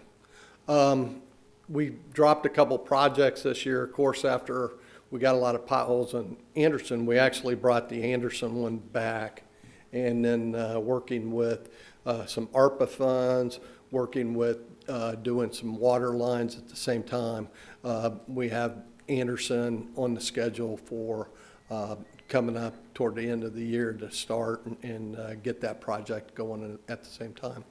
Didn't mean to make this all about, street maintenance and things like that. That's not really what it's about, because I got some great individuals up there that come in every day, do a great job every day for this city. This is a great city. I've told people all the time, it's amazing, because when you've worked at another city and you've come into a city like this, you're going, hey, there's different things here that are very good for the employees that are here, and you want to maintain those people. Now, we went through a stretch in 2016, 17 where we had to lay off people. And so when the department heads are up here talking about that, that's very near and dear to me, because letting people go, that's not a fun job. It's not good in any way to, when you have to get rid of people. And then we went through a couple years of no pay, no raises and stuff. So being financially set is important to any city as you people take up your due diligence of looking at the budgets and things like that. And then 2025, what happens is then we will have to, we would get rid of positions by attrition. So as people leave, you would need to get rid of people so that you can maintain that same budget level. So, are there any other questions? In your opinion, Lyndon, when we lose personnel, we don't lose the demand for operations, so that has to then shift to contractors. Does it really save that much money to lose personnel and shift that work over to contractors? It doesn't. It doesn't save it at all, because you're going to pay consultants or contractors to do the same job. Remember in January, at the end of January, we had to do something really quick to help us with doing the potholes. And so we hired a company to come in and help us. And that was several weeks of them being here. But that was money that we could have used somewhere else at a greater, with greater good somewhere else in the city. Sure. All right, And, thanks. and then the last thing I wanted to say about, you've heard a lot about the city talking about keeping, money in reserve, $10 million in reserve and stuff like that. Being at Joplin, I got there 2 years after a tornado went through there.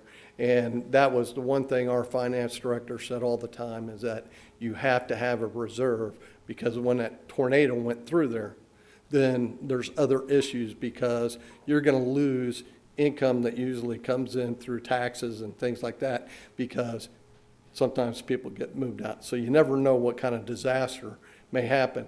You hope you never get a disaster, but at the same time, you have to plan for those things as you move forward. Thank you, Linda.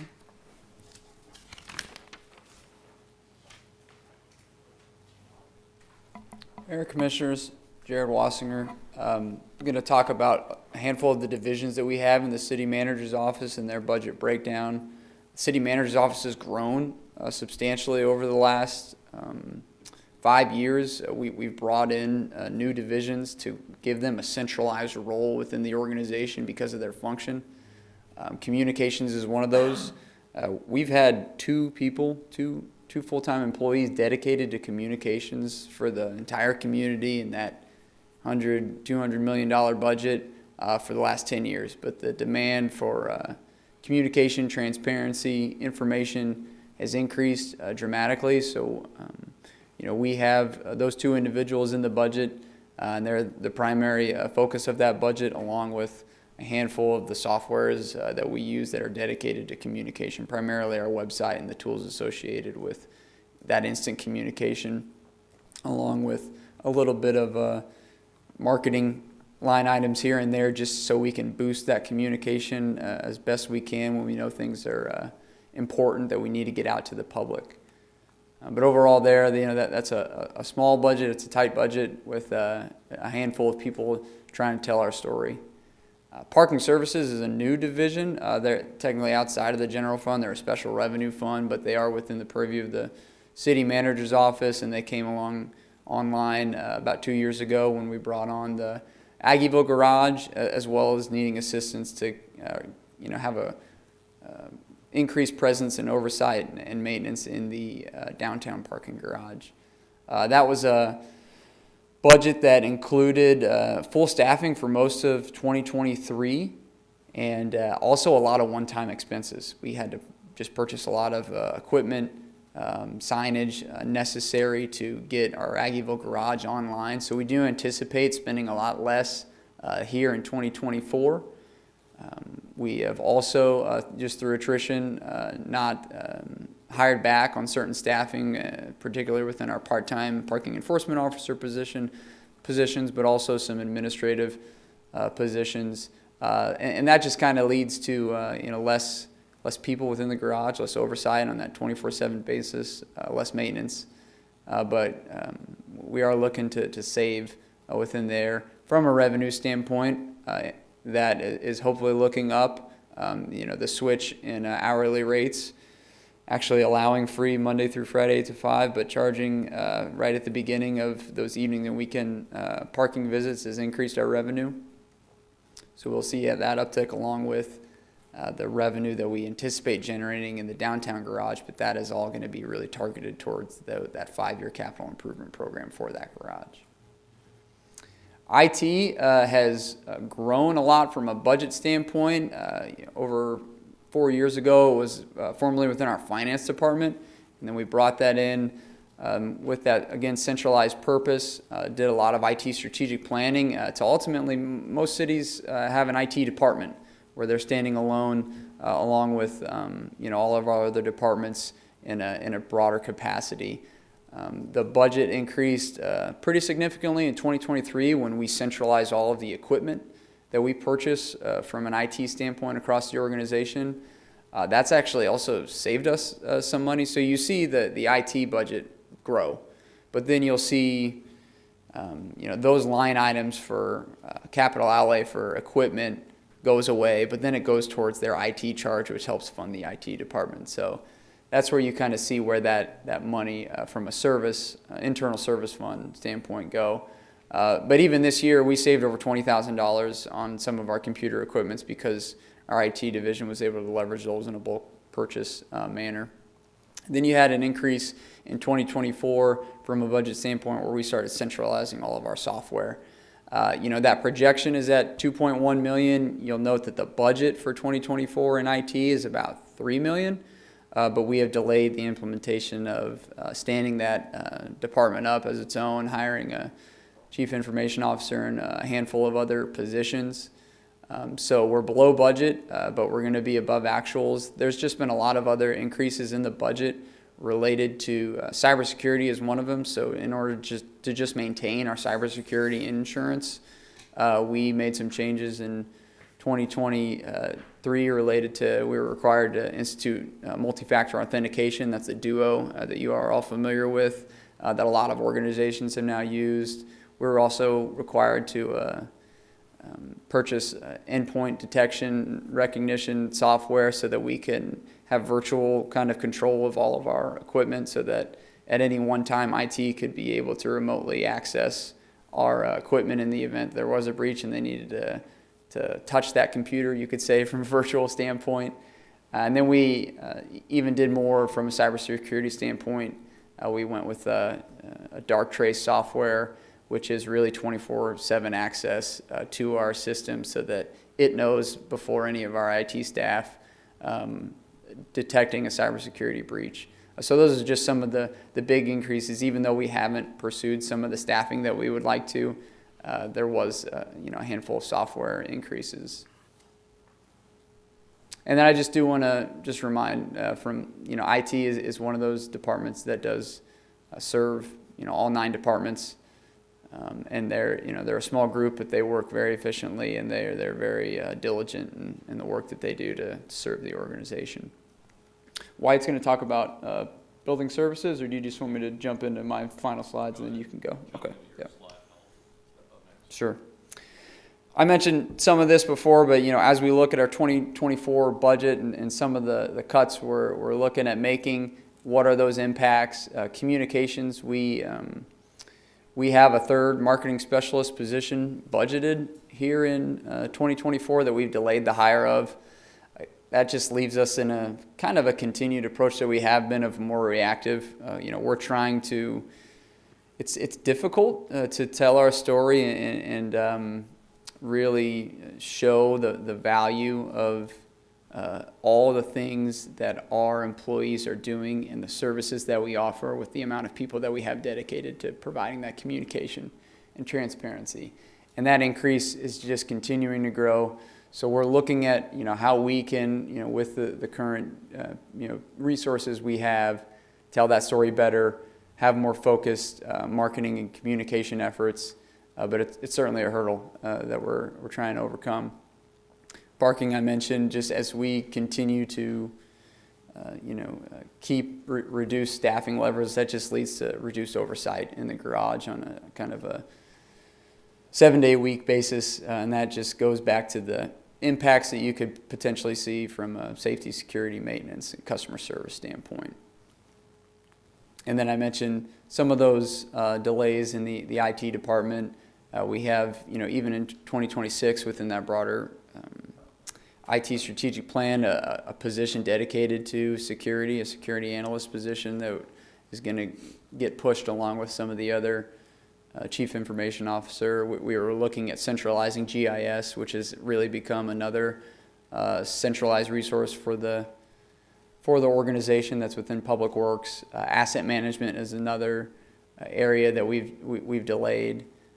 And then there are just best practices that organizations are going for cloud backups, disaster recovery, that is an increased cost, but it's worth it when you talk about the things like, Lyndon mentioned a tornado that would go through, and if some of that stuff is on our premise and we're not able to back it up, it's going to take us a lot longer to get back online and serve the public. We've seen attacks and things that have happened where you have organizations that aren't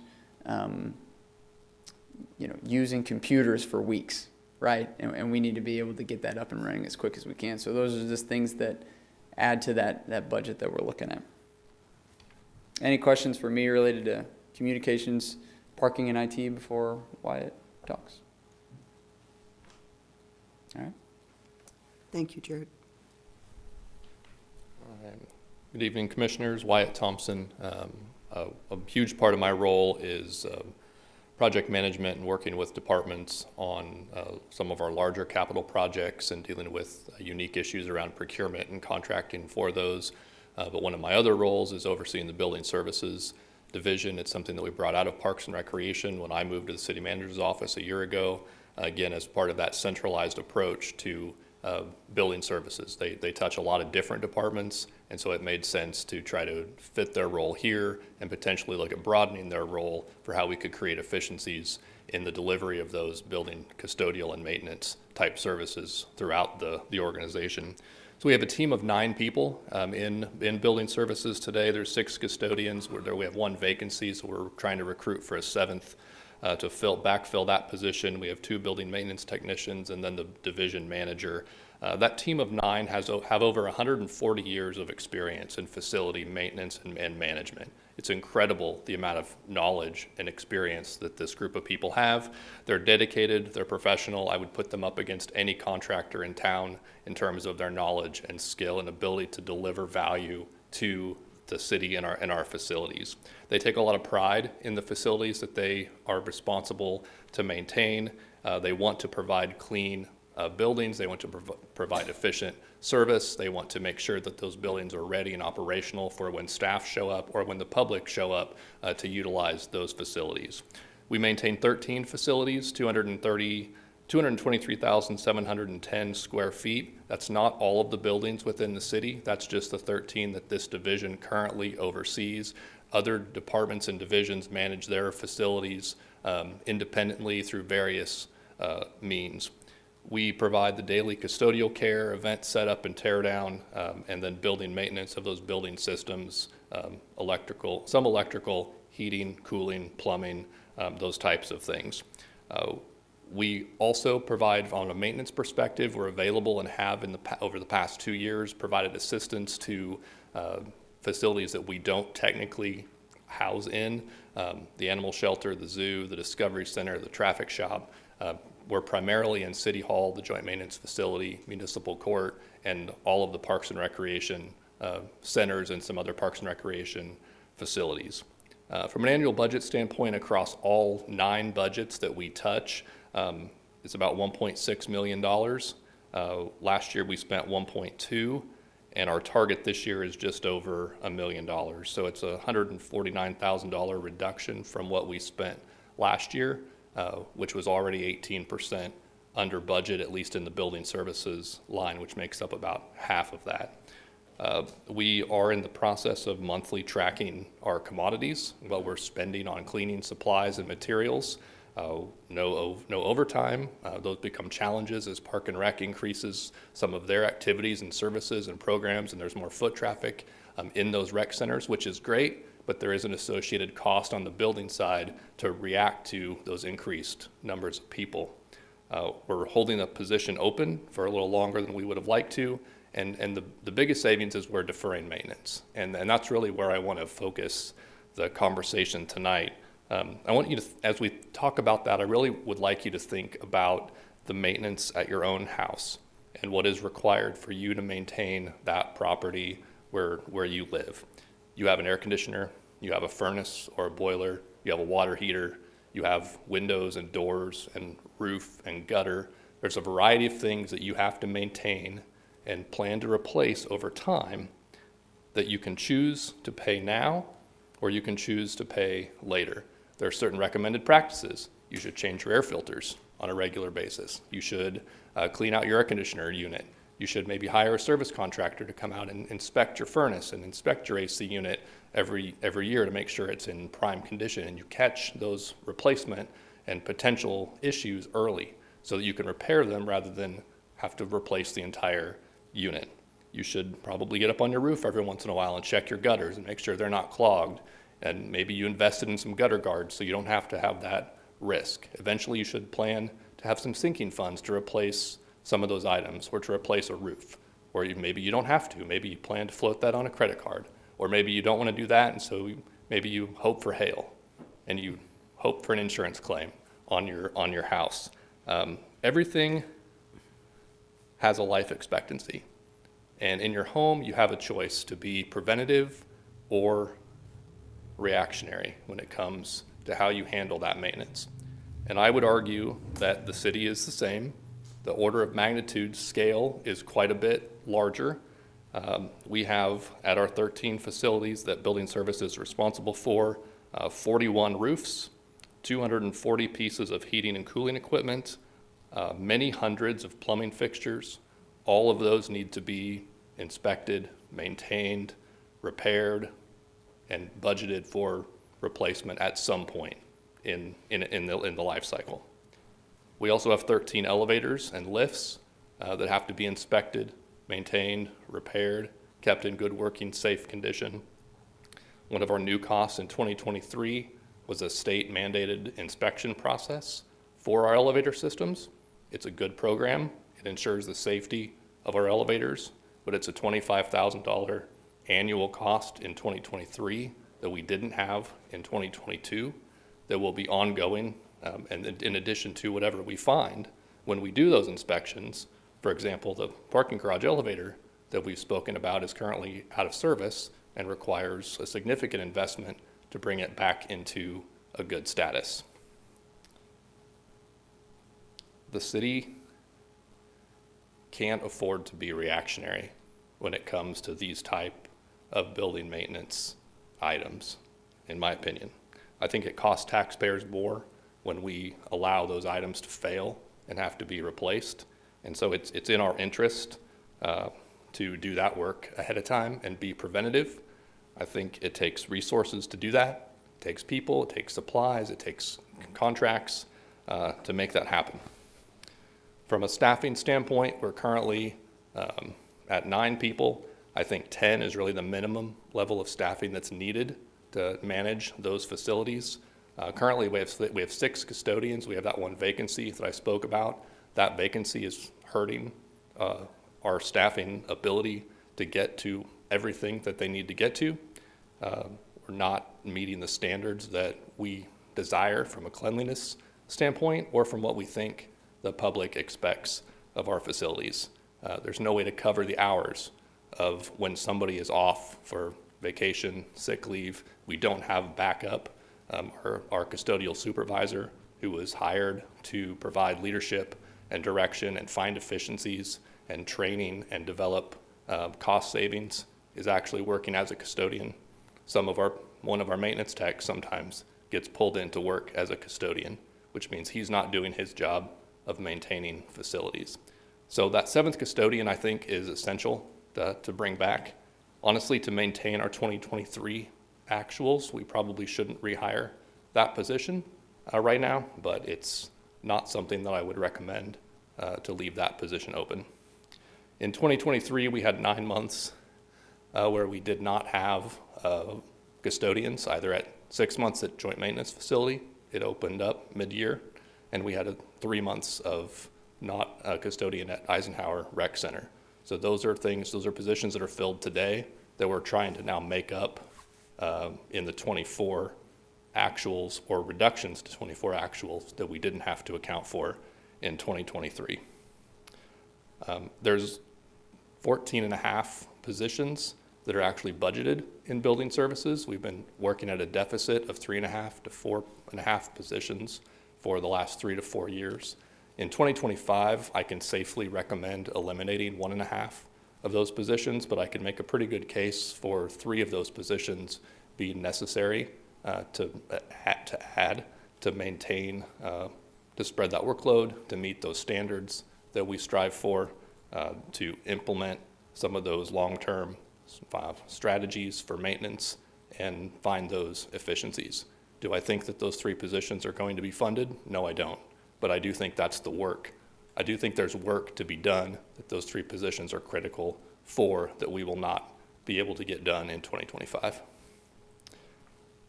As of right now, I think that we are we are very reactionary in our approach.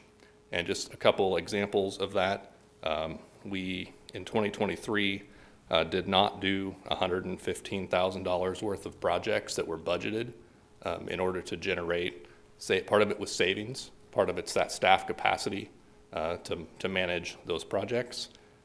In 2024, we are not doing about $95,000 in projects that were budgeted.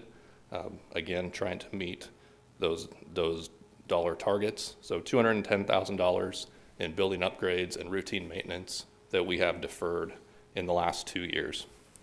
At the same time, things break unexpectedly. You don't always know when things are going to break. So in 2023, we spent an additional $43,000 to repair things that broke that we didn't know were going to break. And in 2024, we've currently spent $33,000 on a roof leak at the Douglas Community Center, and we are currently gathering quotes, which we expect to be in the six-figure range, to replace the roof of the Douglas Annex, which currently has multiple roof leaks and is currently closed to the public, and programs have been relocated elsewhere. So that's $170-ish thousand in the last 2 years of unexpected, unbudgeted repairs. Now, we shifted the money, right? We took the money we were going to spend on projects that we knew were needed, and we moved that to the ones that were unexpected. And the ones that we were recommending that we know need to be done aren't getting done. And I would argue that a lot of the maintenance that we're seeing in those unexpected, unbudgeted costs are things that we have deferred since 2020. They were things that we knew needed replaced. We weren't able to get them done. Now we're paying for them later. The things we're deferring now in 2023 and 2024 are going to show up again in 2025, 6, 7, or 8 as those systems that we envision to replace ultimately do fail. Our costs are also going up. We have service contracts with HVAC contractors, our elevators, pest control, security, fire alarms, trash hauling, laundry service, our energy, gas and electric. All of those are going up. Our providers are passing on 3 to 5% increases year over year. Those are costs we don't control unless we don't do the service. We just opened bids today for our trash service. That's a cost that's shared across multiple departments. That bid went up 13% over last year. We had worked with our departments to identify savings where we could reduce the frequency of service. When building services, we did that for this building. We went from 3 days a week to 2 days a week. We were Parks and Rec, I know, eliminated multiple dumpster locations, trying to reduce the increase that we knew was coming.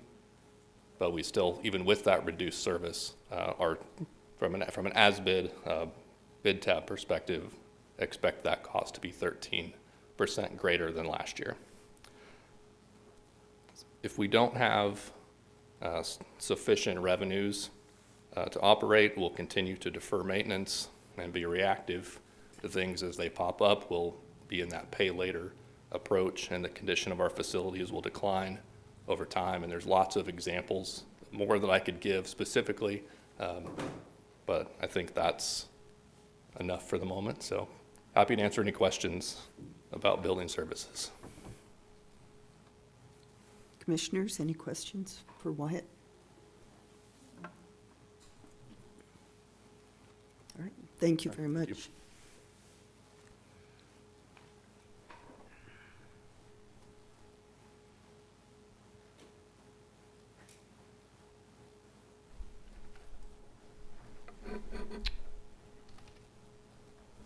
Just wanted to talk to, I'm going to speak about the city manager's office, and then our department directors for finance, HR, and legal are going to talk about a lot of the work that they do.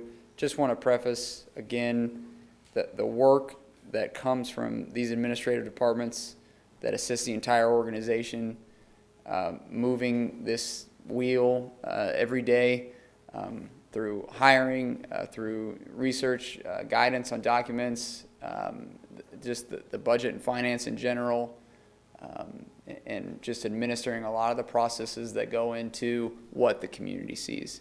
It's hard for the community to see a lot of the work that's going on behind the scenes, but there's a lot that goes into it. Our city manager's office budget has held pretty consistent over the last year. That includes just the city manager's office and our city clerk's office.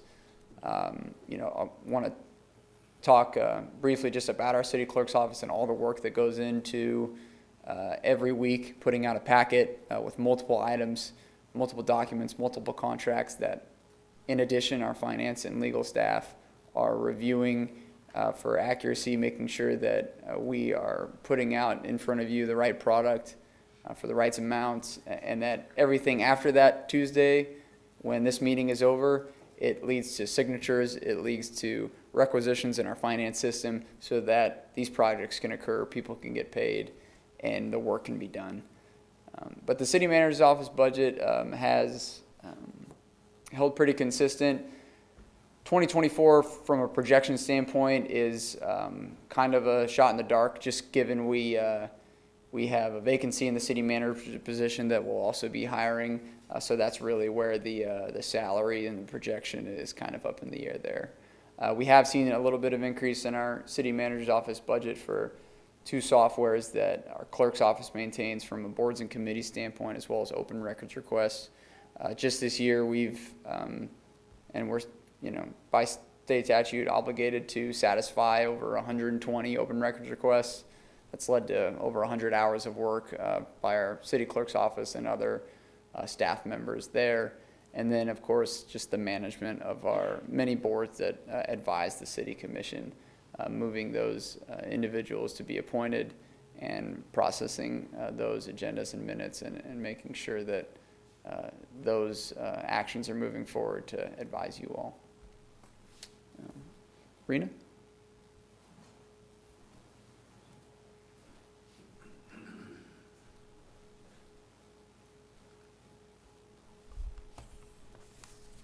Good evening, Mayor and Commissioners. Rena Neal, Director of Finance.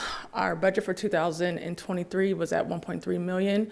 We ended the year at 35% under budget for various reasons, and I can go into that. Our 2024 projection is at $985,000, and that's a 15% increase. I did want to talk to you about finance. We also have customer service in finance, so it's just not accounting, budget, treasury management, and the audit and financial reporting, but it's also customer service, and we are responsible for utility billings and the licensing, issuance of licenses and permits.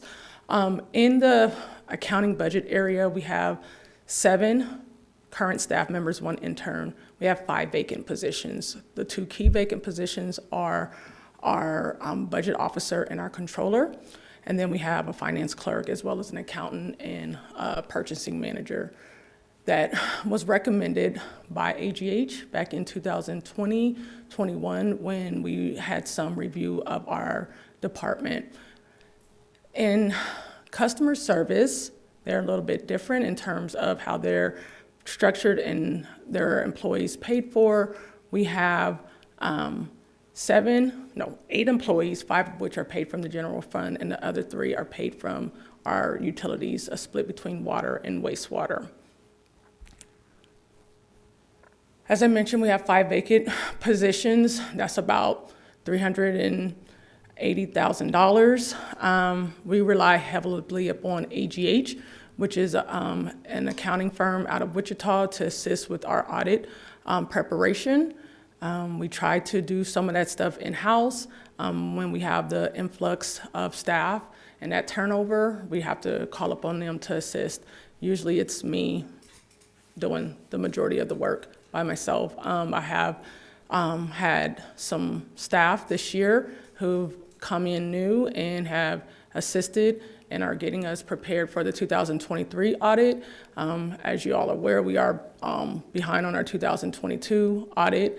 And so we do have to rely upon AGH to help us get through that. We have GASB. Did being late with that audit involve our bond issue then when we had to Yes, ma'am. Yes, so that was costly to us. I wouldn't say it was costly to us. It created a different process. But we don't know if we would have gotten a better interest rate had we been going the usual process. I can't We speak can't to say. that, ma'am. Yeah. Yes. It does create a challenge and a barrier in terms of when we do issue debt. We had similar situations back in 2020. And so we are working through trying to get those complete. As I was trying to mention, we have various times throughout the year where we have new GASB pronouncements. We do not have any CPA staff within the city. So we, again, rely heavily upon AGH to help us implement those new pronouncements. Leases was the first one in 2022, and then now we're dealing with IT subscriptions, GASB 96 for 2023's audit implementation. And then we have the ERP. We just recently approved those contracts for the software as well as the consulting services. We've had 4 meetings already to talk about what that project plan looks like and the scheduling and the dates. And we have 7 people within finance charged with trying to carry that out as well as work through the day-to-day things that we do for the city, and that includes the budget, financial reporting. What are those pronouncements? What is that? Government Accounting Standards Board. Okay. And then is that the what'd you call it? The Gatsby or whatever? GASB. Gatsby. Okay. Yes. Okay. Mhm. And so they come out with new regulations that we've got to follow. Okay. Yes. All right. So we have our new ERP. We're going to start that process. June 24th is our first set of dates that we will begin the design of that ERP system. We do have plans to backfill in our budget and our controller in an accounting position. We have created some efficiencies within the budget and accounting team in terms of processing our accounts payable. And then even on the customer service side, we have a lot of technology that we implemented regarding paying online, over the phone that has helped, as well as being fully staffed, has allowed us to be more responsive to our customers. We will be having a long-tenured employee retire June 24th. She has been responsible for our utility billing for all of these years single-handedly. We will have somebody internally step into that role to replace her. However, there will be that learning curve and just that institutional knowledge loss. And so with that, I stand for any questions. Yeah, looking at those numbers in finance, you look at that 23 budget of 133 and then the actual of 859, that 35% under looks extremely dramatic. But if you look at the 2022 actuals, it's 755,000. So, I mean, that was a huge increase year over year that budget was. Now, 2022 wasn't a particularly good year because you spent 820 in 2021.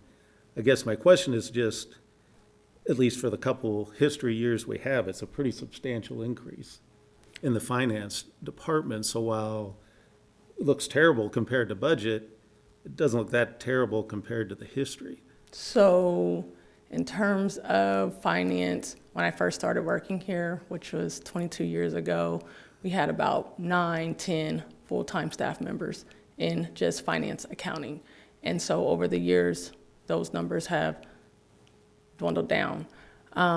If you come into finance, you can see that we have 4 vacant office spaces. That is a budget officer, controller, 2 accountants. As I mentioned, we've created some efficiencies in accounts payable, but those key staff members, it's been really hard to recruit for them, but those costs are included in those budgets. Last year, we were successful in hiring some more accountants, and that's due to our pay study and the ability to pay them more. But nationwide, even with our auditors, our consultants, it's hard to attract accountants, and it's just due to pay. And so included in that budget is the vacant positions. It's also an amount included in there for our consulting services. So that ebbs and flows with our use of AGH. So when we have staff, like in 2021, 22, part of 22, we had a controller. We didn't have to use AGH that much. But then when they left, then a lot of that lands on me. I still have to consult and have AGH assist, but that's where that budget is. Would their consulting costs would be in the number, wouldn't it? Yeah, it's included in the number. And it would have really probably spiked back in 2020, 2021 from an actual Yeah, standpoint. 20, that's why I said 21 was 820, so Yeah. it was up higher then. But even that number taken forward doesn't look that bad. Yeah, no, from an actual standpoint, accurate. And RENA does continue to rely on AGH when the gap presents itself.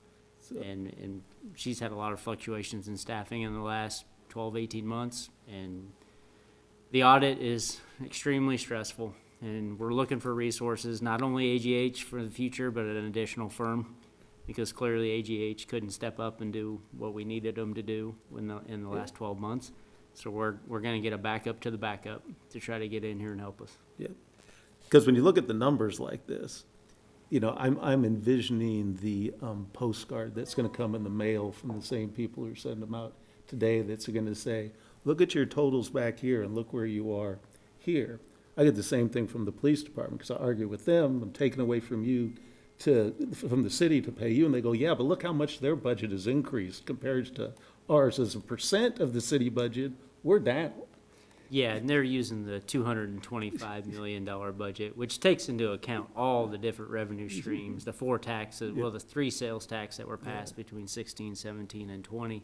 Those are And the revenue COVID streams. money was in there too. Right, and all those balances that are part of our budget obviously go into that total as well. Being on the state budget, we have to have a balanced budget. It's not a matter of just reflecting where you're at from an expenditure standpoint. You gotta take into account all your revenues, and you do have to show a balanced budget. It inflates it every year. So I saw the comparison from PD. I mean, I'd like to get into the actuals in general fund and start comparing things, but I understand what they're doing. But historically, we've been about 20 to 35% below budget every year because of the vacancies. So dating back to 2019, 2020 is not a good year because we did have the retirement of our previous finance director, but we have historically been significantly under budget because of not filling the vacancies. And that was just a strategy that we used in the finance department to help contribute to the savings. That confuses me a little bit. It's almost as if it's a paper tiger, or it's a scarecrow. If you're putting a position in the budget, but intentionally leaving it blank. It's not intentional. We recruited for the controller position last year. We had 2 applicants. One of them was our previous controller who wanted to work remote. And so we do plan to go back out and recruit for that position, but there was only 2 applicants. So the candidate pool wasn't there. You're not inaccurate. There are budgets that have positions that aren't filled and haven't been filled or even attempted to be filled. Those are held in the budget to give us that opportunity in the event it presents itself, but also look at it from a perspective of Scott's department this past year, where he spent 99% of his budget. And historically, he told you, I've rarely spent over 94 to 95%. But he's in the opportunity phase of, are we gonna build a Station 6, and do I need to ramp up 15 to 16 people? Let me go ahead and max that out this year. There are other departments, Park and Rec, Public Works, our bigger departments have positions in them in the event we face circumstances where we need to go ahead and move in that direction. There's about $1.2 million in budgeted positions within the $45 million general fund we could take out. And we've talked internally about doing that, and we're more than likely gonna show up with that. It reduces your overall budget, but it's not gonna necessarily reduce your overall expenditures. So your expenditures are really where we'll go, obviously, and have to balance with our revenues. It'll bring that budget total down, but as far as a general fund actual, that's really the number we keep looking year to year at. Yeah, this is where this process always kind of drives me up a wall. because being in the private sector, we never got to go budget against our budget. You always had to go against actual and projection, and you had to say, why do you need more next year? You did it the last year. You can make an argument, Yeah. but this always, it's, like Susan said, almost like, shouldn't say ghost numbers, but like that, because you're going against something that never happened. And to me, the justification has to come over what you spent, not what you were budgeted to spend. And say, how do you justify, if you look at the actual 22 compared to the budget of 23, 754 to 1.3, almost a doubling, is to explain you have to double the budget because you go to everyone out there in the workforce, they're going to say you doubled your budget, you doubled your cost in your budget. And because, again, usually out in the private sector, you're going to have to say, I mean, it'd be pretty hard forever I can remember going in and saying I wanted to double budget or double my actual in my budget. And again, just difficulty I have. Some of it's a product of going year to year and maintaining the same strategy, the same numbers, giving comparisons so you can see budget to budget, actual to actual. Us taking 1.2 million out from a personnel perspective, we're gonna reset this thing. And it'll be a caveat every year when we look at past history and past budgets and past actuals versus why are you so narrow in 2025? Well, we took out 1.2. I mean, you're just going to have to be able to explain it. And Right. You have to justify, why am I going to double? Right. This is it. This is going to get for it. This is where you're going to see the Yep. difference, that type of thing versus, well, it's the same as last year.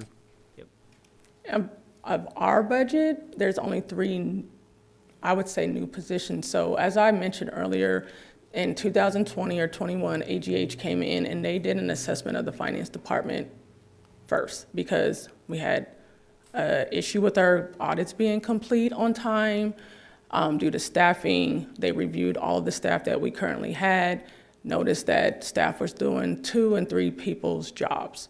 And so that created morale issues, that have created staff to leave. And then that's why we are in this situation in terms of trying to rebuild the department. So 2021, 22, we were able to have a controller. We had a budget officer. I still served as the treasurer, and then the controller left. Then we replaced that with another controller. Then our budget officer left. So it's that constant ebb and flow of those specific 2 positions. The purchasing manager was a suggestion from AGH. I've talked to management about that probably is not something that I think is a high priority, especially with the way we currently procure our contracts and our purchases with our new ERP. That may be another conversation to pursue that particular position. That position, that is about $80,000. Our controller position budgeted at $110,000, and our budget officer about $85,000. So then again, accountants, we always can stand a need for accountants. And then our finance clerk, that's another position that we've had 3 at one point, but now we're down to 2. And at this time, I don't think we need that particular position because we have increased our efficiencies with how we process our accounts payable. Even with our archaic system that we have found ways to not manually enter transactions. We are uploading those transactions. Even with our Visa transactions that we have on a monthly basis, we are able to import those into our accounting system as well. So that has saved on time in terms of processing that information using our SharePoint technology that we implemented beginning in 2021. So I do understand where you're coming from in terms of it appears that the budget is inflated, but I would say that those vacant positions are necessary. We have tried to recruit for them. We have plans to continue to recruit for them. It also includes customer service. Customer service is fully staffed for the first time in a very long time. There always are going to be questions about whether or not we need that many people, but then it goes back to the responsiveness in terms of the citizens' phone calls being answered, them having their water set up, or if they're cut off, being able to get their water cut back on before the weekend comes around or before the night's end. So I understand your concern about our particular budget and the difference in terms of how it's grown, but that is the reason why it's grown. Thank you, Rena. Any other questions or comments for Rena? Thank you. Thank you.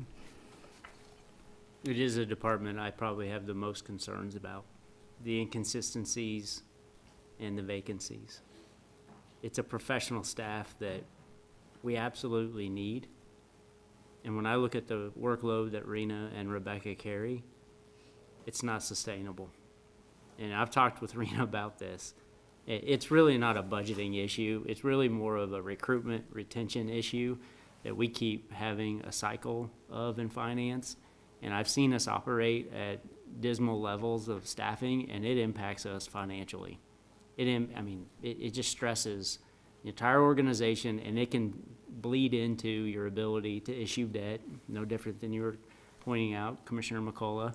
It has ripples, and we need resources to help and support Rena and Rebecca in that department and the rest of the staff.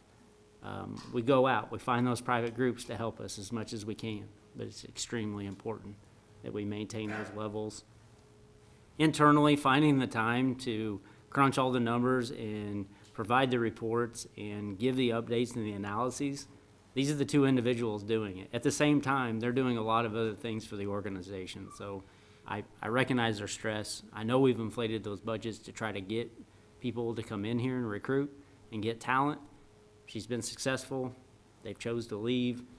It's not necessarily an environmental issue. It's just accountants right now are just extremely hard to recruit. They're like engineers.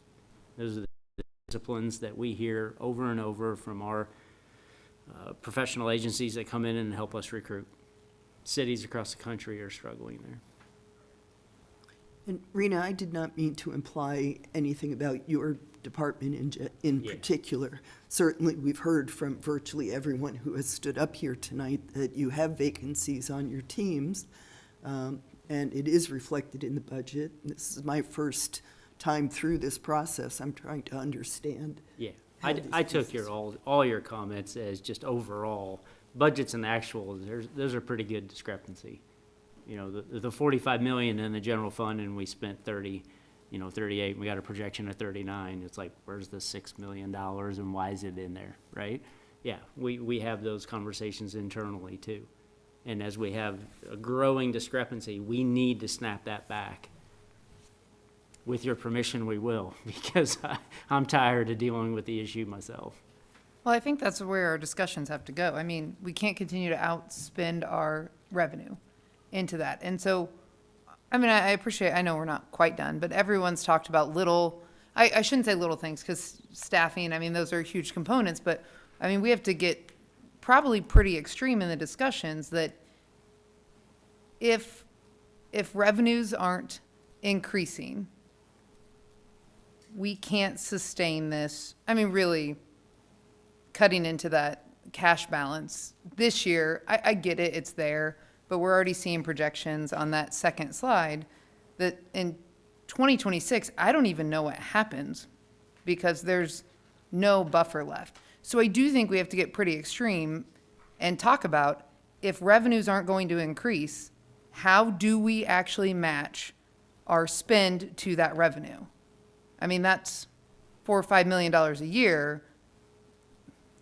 I'm going to hesitate to throw out a suggestion because somebody will grab that one soundbite. But what does that mean to the fire department if we say, you know what, you got to cut $5 million out? I mean, that's not the only area, but I think we really need to start talking in extremes about what happens in 2026 when the revenue's not there to match the expenditures. That's significant items removed from each of these budgets. That's not filling vacancies. That, I mean, unless I'm reading this wrong, that's shutting down I'll use the fire department as an example, but that's shutting down a station. That's the extreme nature we're on if we can't have our spend match our revenues. Yeah, and it's been part of the philosophical question and really conversation since January, when we noticed and reported back that, you know, the massive shift in cash balance. Coming at it from a revenue standpoint, it's why we've offered several different suggestions on a sales tax that goes to a ballot. You all can't raise sales tax. You can put questions to the ballot and ask the people. And it's what focused us more narrowly on indoor aquatics, and it focused us on park and rec. That is an option that makes up the gap in financing in the general fund. There are other expenditure options that we could look at, and you could look at multiple departments. You could look at, really, it gets back down to personnel. It does, but I think, and I know we've said, we'll have to, the needs met list will continue to grow, but I think until we actually start saying, this will not happen, this, and saying that publicly, that we're going to have to stop doing this, and this in its entirety, we're not gonna get anywhere. I do think this sales tax question is kind of this elephant in the room, and it's gonna be hard to proceed too far without discussing it. When is that coming to us for further discussion and decision? Yeah, even tonight's discussion is leading to that. Right. If it's about revenues and staff go find out other options for revenue streams to come in, you know, we've presented one. If you'd like others, we can present those. If it's about expenditures, we can present those as well. I mean, we've talked about a cash balance. What is the cash balance that the consensus of the governing body would like to maintain? That gives us a starting point to start working revenues and expenditure options for you all. $10 million is what we keep kind of. I mean, I think we've all talked about that and enough that, and I think at least I need to know what you need from us as the commission to do to give that direction so that it's not just an idea that's batted around or a thought. So that's the question. What action do you need us to take on that? And before we get into that, do you want to hear from your HR and your legal department? Yes, 'Cause sorry, Tammy. the next conversation could take some time. Could I just point out that we do have other options? We can raise the mill rate. And while there'll be incredible outcry, you know, 1 mill increase on a $200,000 house is $23. So if nothing else, we can keep the mill rate flat because we know they'll be added, you know. So we do have some other options besides cutting everything to the bone. Well, I think that's just, we have to explore those options and we just have to get real with what it means in all of those different ways and start making the statements of if we don't make a change, this is gone, this is gone, this is gone. And not just, I think when we say, oh, we're going to lose personnel and it's going to slow down things, and even that, some of the things that are discussed here tonight, we're still overspending by $4 million. So even the suggestions that are being made tonight is not a sustainable, permanent decision. So we have to, or decision, trend to do. I think we really need to hear, if the revenues aren't there, very specific things that will not exist anymore in this community if our revenues aren't there. Sorry, Tammy. I'll just throw out, yeah, we have the mill levy, but just looking at this 25 projection and coming in at 1.4 for easy things, if you want 10, it's a $9 million tax increase. Wherever you put it, it's a $9 million tax increase. And I think people are going to ask a lot of questions with that and going to want a lot of reductions to help offset that. Not Oh, I all think of it's it. going to have to go a little bit on both ways. And I Yeah. think our expenses, I mean, are only going to get more expensive. I mean, just like everything, it's incrementally going to get a little bit more expensive each year, just And every price. And you have to ask, did we, at the same time, go on a kind of a spending spree to build Right. an indoor aquatics and raise the annual cost of Parks and Rec at the same time?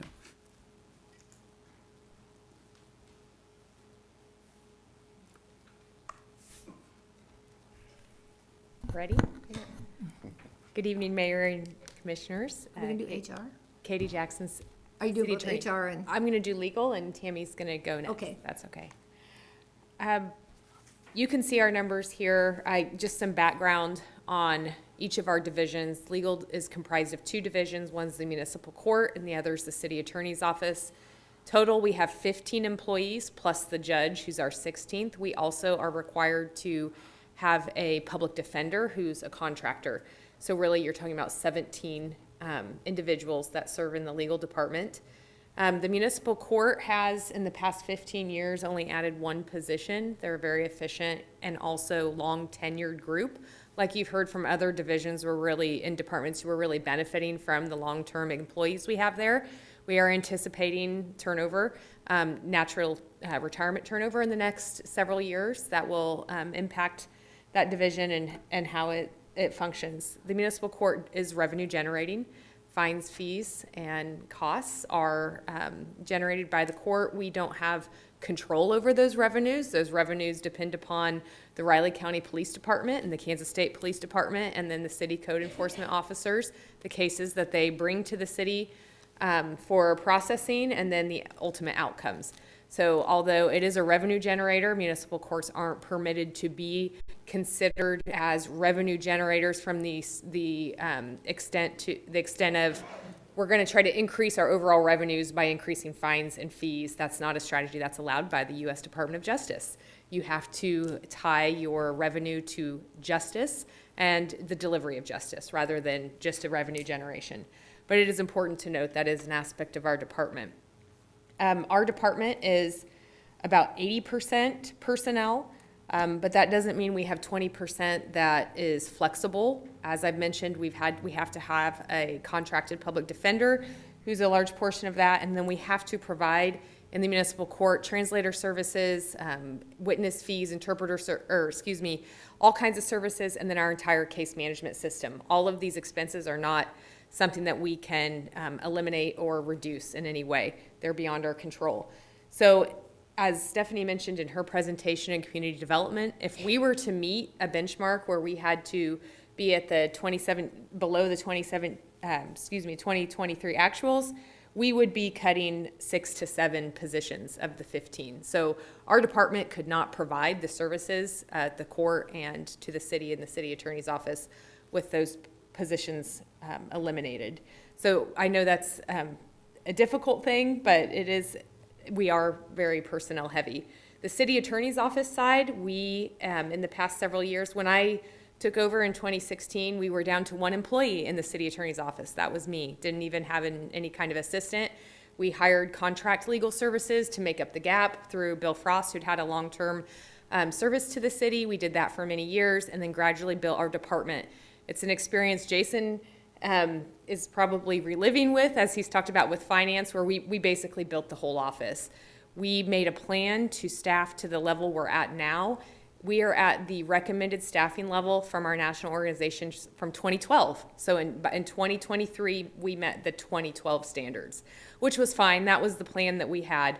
And then we did in that process, we have now eliminated our outside legal services. So we're providing the services in-house.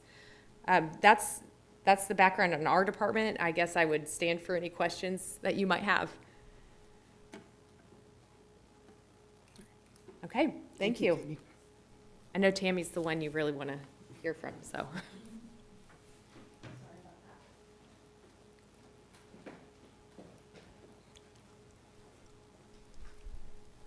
Good evening, Commissioners. I'm Tammy Bassetti, Director of Human Resources and Risk Management, which sometimes is forgotten in my role. I have the pleasure of supervising the team that supports the entire organization in all of our employment needs, as well as our property insurance and risk management needs. As of today, we have 839 employees. That includes all of our regular full-time employees, part-time employees, and seasonal employees. We have 432 regular full-time and regular part-time employees. Our department has facilitated the hiring of 88 employees this year and the out-processing of 80 employees. In the last 12 months, our turnover rate is 18.5%. And so we support the organization as they're working through a lot of the positions that you've discussed where turnover occurs or they've had a vacancy and they need to fill that. You will see that there was an increase in our budget, or there would be an increase from 2023 actuals to 2024 projections. Tammy, excuse me, can you move closer to one microphone? Sorry. Is that better? Yeah. Okay. There is an increase, a 12% increase between 2023 actuals versus 2024 projections. We were anticipating a termination, voluntary termination of an employee, and we were able to retain that employee and are utilizing them in an organizational development and training capacity, supporting the city manager's office and all of the departments to support training that our department, when staffed as we are normally budgeted to, we're not able to provide for the organization. So just to go back to approaches for 2024 and 2025, as you saw up there, 97% of my budget in 2023, my personnel budget was spent. I do not have a lot of contractual services or commodities built into my budget.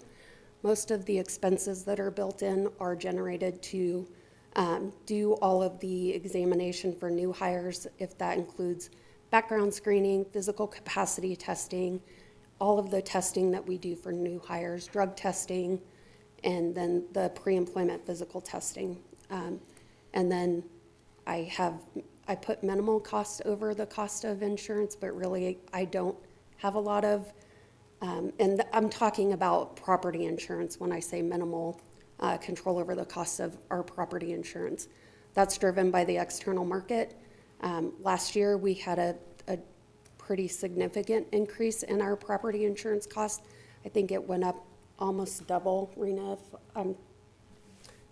We were unable to get property insurance on the commercial market, and so our broker recommended that we join Midwest Public Risk Pool, and that's been a really good, although it does cost, we would have paid similar costs to be self-insured by buying different coverages to put together our own policy, which we don't have the experience in-house to manage.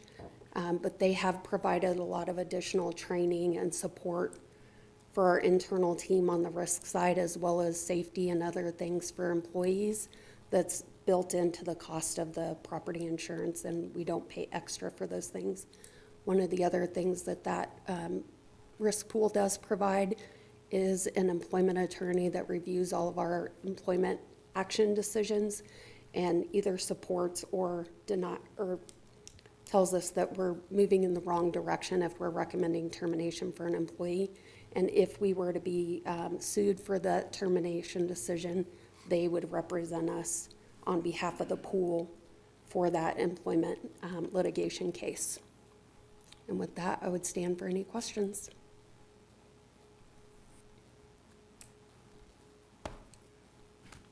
Great. Okay. Thank you all. Thank you, Tammy. Nice job. Jared, could you pull up those two assessed value analysis? I just want to run through, go ahead. I'd like to propose we take a 5-minute break. Sure. Good idea. Okay. You just stand up and move around. Oops. 27 minutes. and we have to extend. Do I need to move for anything? We'll put up a sign. Thank you. Bio break.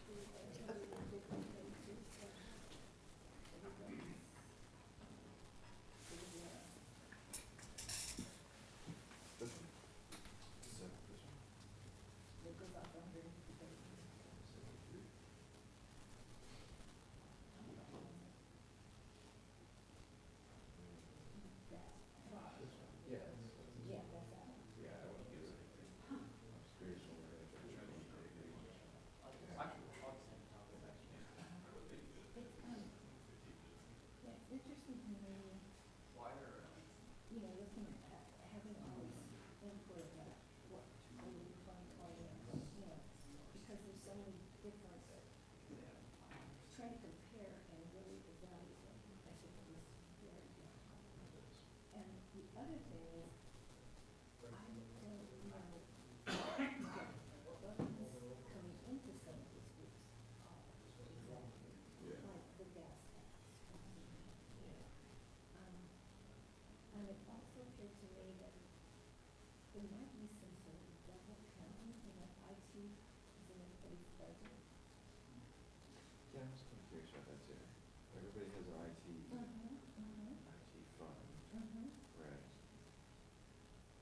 But then IT has it. Yeah, then IT has a budget, it's been, so like, yeah. Anyway, I think we might have to be smarter about on that.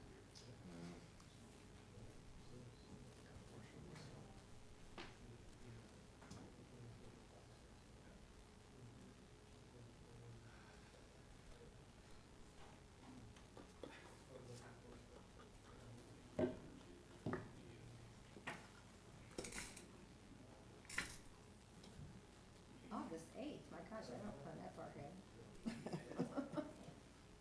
What will I be doing Thursday, August 8th at 4:30? Something exciting. Something good for you. On my face? On my. Make your appointment a year out. Oh, yeah, they're always like, oh, we'll see you in 6 months, what day and what Oh, time we're yeah. supposed to be. And I don't Yeah, I know, they always ask that, don't they? I'm like, I don't know if I could be in October. Maybe I'll be free to have my teeth cleaned. Maybe not.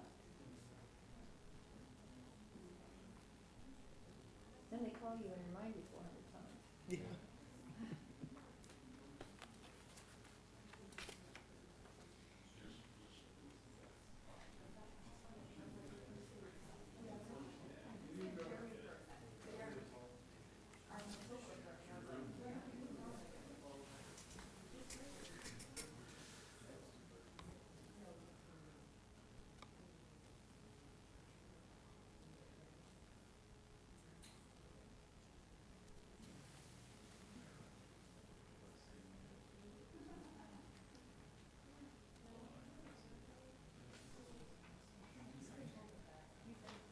Does anyone need a beverage? Or is it pretty decent waitress?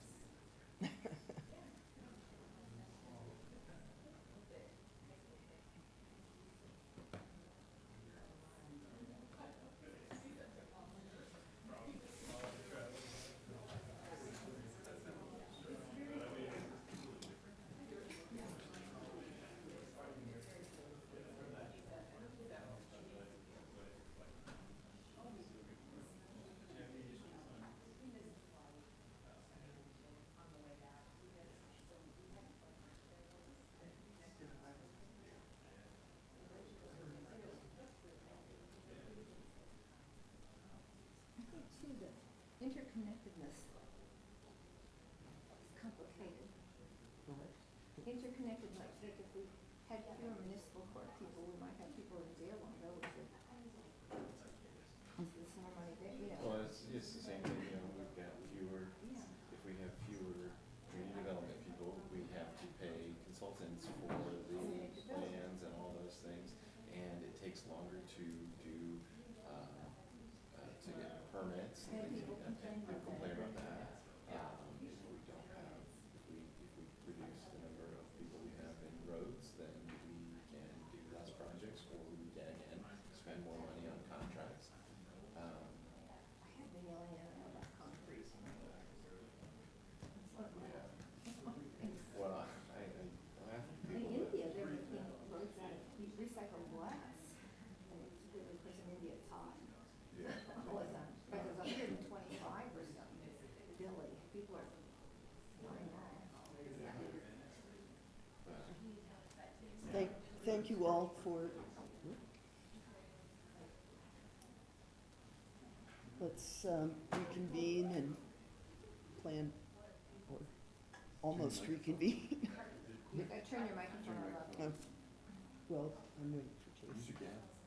Yeah. Yeah. Go ahead. Oh, it's really light. I never, hadn't lifted it before.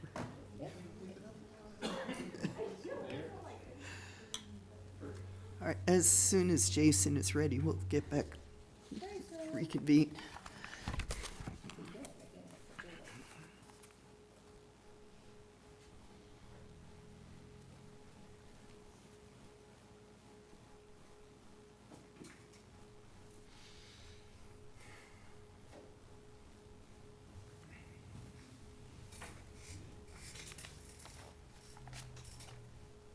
Wanted to just take a quick minute to talk about the assessed valuation growth analysis. To give you some familiarity with this really breaks down the entire mill levy at which the commissioners consider in September when we pass the budget. There's a lot that goes into this, obviously. There's growth analysis. There's a difference between community improvements and just property taxes from growth itself.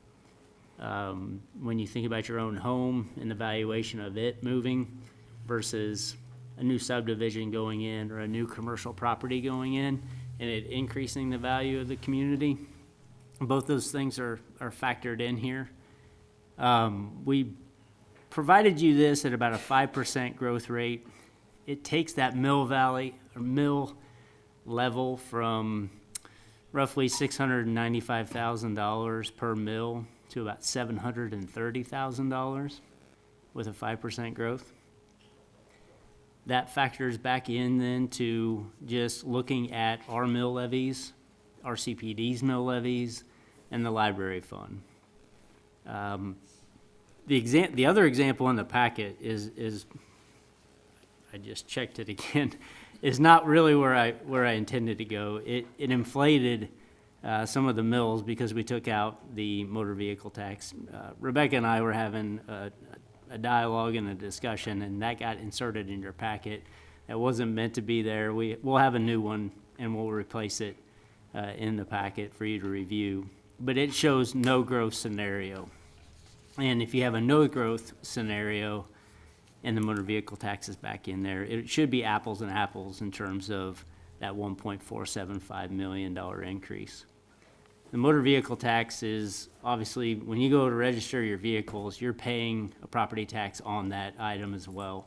That revenue is received by the county and distributed back based on the mill levies. We didn't show any growth in our mill levies in this scenario. It's obviously a source you can leverage, as was pointed out. Really just wanted to bring your familiarity to the analysis, see if there were any questions. We'll get the new no growth scenario, and I just wanted to show you the impact that PD has and the library. They're roughly 70% of the entire property tax in which you actually do levy. So the 30% or the 15 mills that we operate under are really what we're going to spend the majority of time talking with you all about, and that growth in those levies themselves. General fund, employee benefit fund, bond and interest, those are the three main drivers of the mill levy as they pertain to city operations. And you can see that breakdown on the 5.2, really overall 5% growth rate. I think we may end up a little bit closer to 4%, which will reduce these numbers a little bit. County gave us some data today. That's probably closer to 4 than it is 5, but we'll get those updated out to you so you can take a look. I really don't want to spend too much more time on this. I know there's a broader discussion you all have engaged in already, so if you'd like to advance that, we're happy to answer and fill any blanks if you have questions.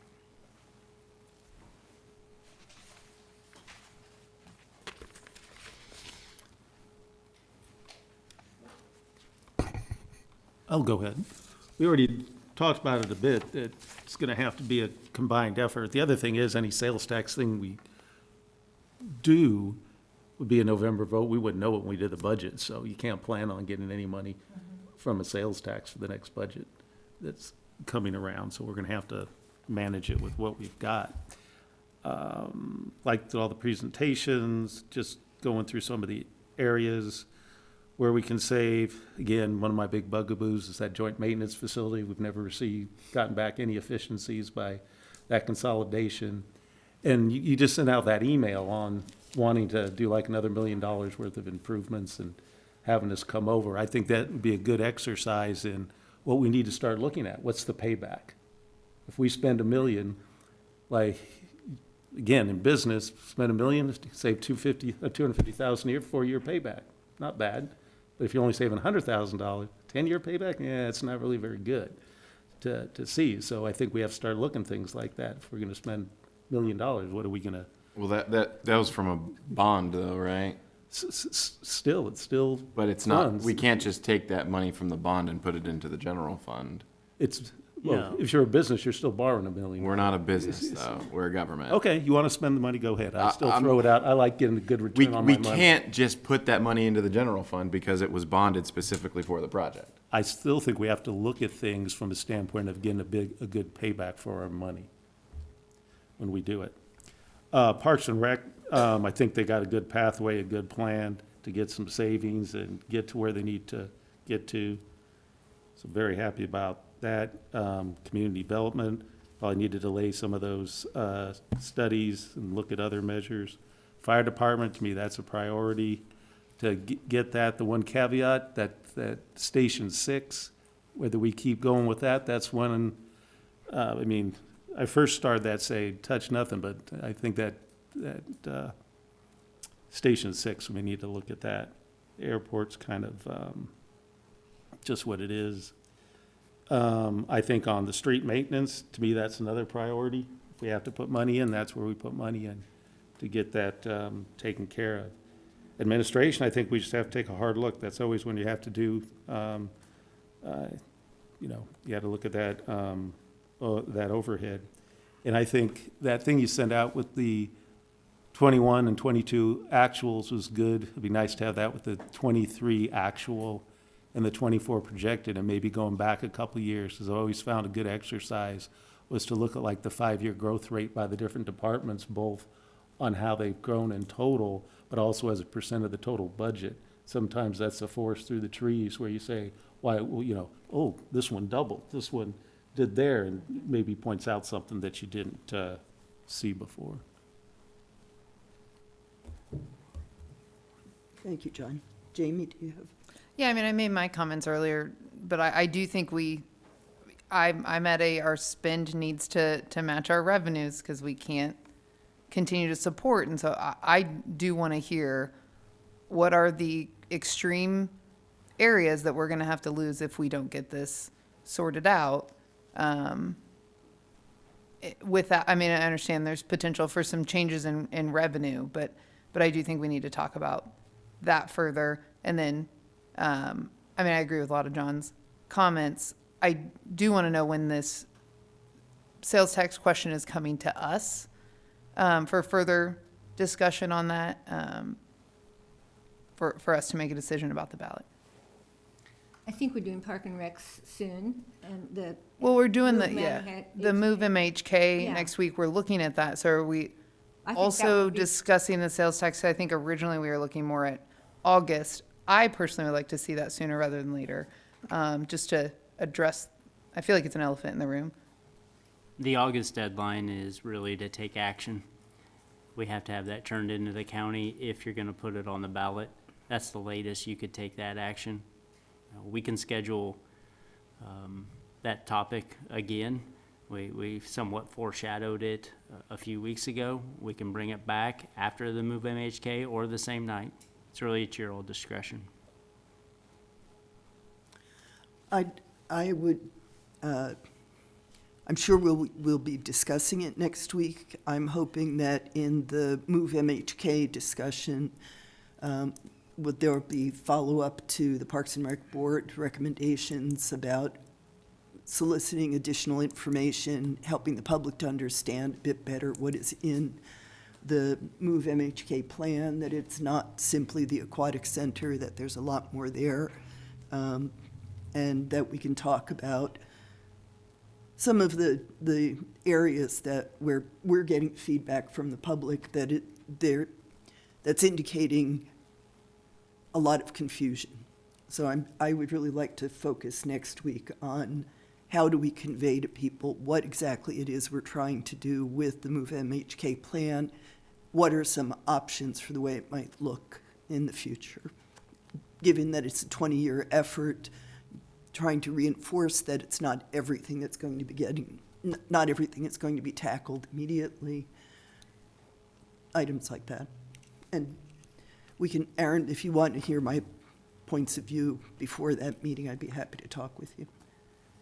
Yeah, so I think not having that discussion with the Move MHK makes sense, waiting, because I think we'll need to see the bigger, I mean, it's not just about Parks and Rec, we need to see the bigger plan for the city and for the general fund. And so I don't want to confuse that conversation, but I think still sooner than the pressure to make the deadline decision, if that makes sense. So, I mean, we would trust your guys' timeline, I think, because there's a lot that will have to happen afterwards, depending on how that goes, but that. Yeah, June 18th, obviously, I have that presentation from Move MHK. June 25th is our outside agencies budget work session. That one does typically take a good hour and a half, 2 hours, and that's really not even diving into special alcohol or social service agencies, which are now combined. But that night, we do need you all to set a budget for that group that they'll jump into then this fall. There may be time that night. We'll take a look. We've tried to narrow down presentations and considerations, but you're going to dive right into transient guest tax that night as well. And you've got a lot of increase in pressure on that fund. July 2nd was a legislative night. Right now it's looking pretty heavy. And then we're off the 9th. We're back the 16th for another legislative night. And then the July 25th, I believe, is or I'm sorry, 23rd would be our utilities night. The 30th is open, but again, that's at the end of July already. And I know you'd probably prefer to have that conversation earlier rather than July 30th. So we'll look for June 25th. I think that's the right, yeah, June 25th, and see if we can make that work, or July 2nd, or July 16th. But I think to Karen's point, it's also looking at other options. Yeah, and further, and exactly. because I think it'll be hard to make any sort of decision without reviewing all of, I mean, even in my thoughts of what are the extreme things we're going to have to cut if we're not doing this. I think, so you guys need to have time to, I guess, present potentially some different discussions, not just about the sales tax. From my perspective, and you all can give me head nods on these things, but I'm looking at even things like 10% reductions in staffing. You know, there's 438 current full-time employees. Maybe we're down to 400. It's things like that and how that impacts our operation, in combination with looking at property taxes, in combination of looking at fees associated with the programs that we do have, and looking at revenue streams in that regard. I'm going to remind you of your capacity in ARPA, and that, you know, how many year strategy do we want to insert, or do we want to insert that $4.7 million into this equation?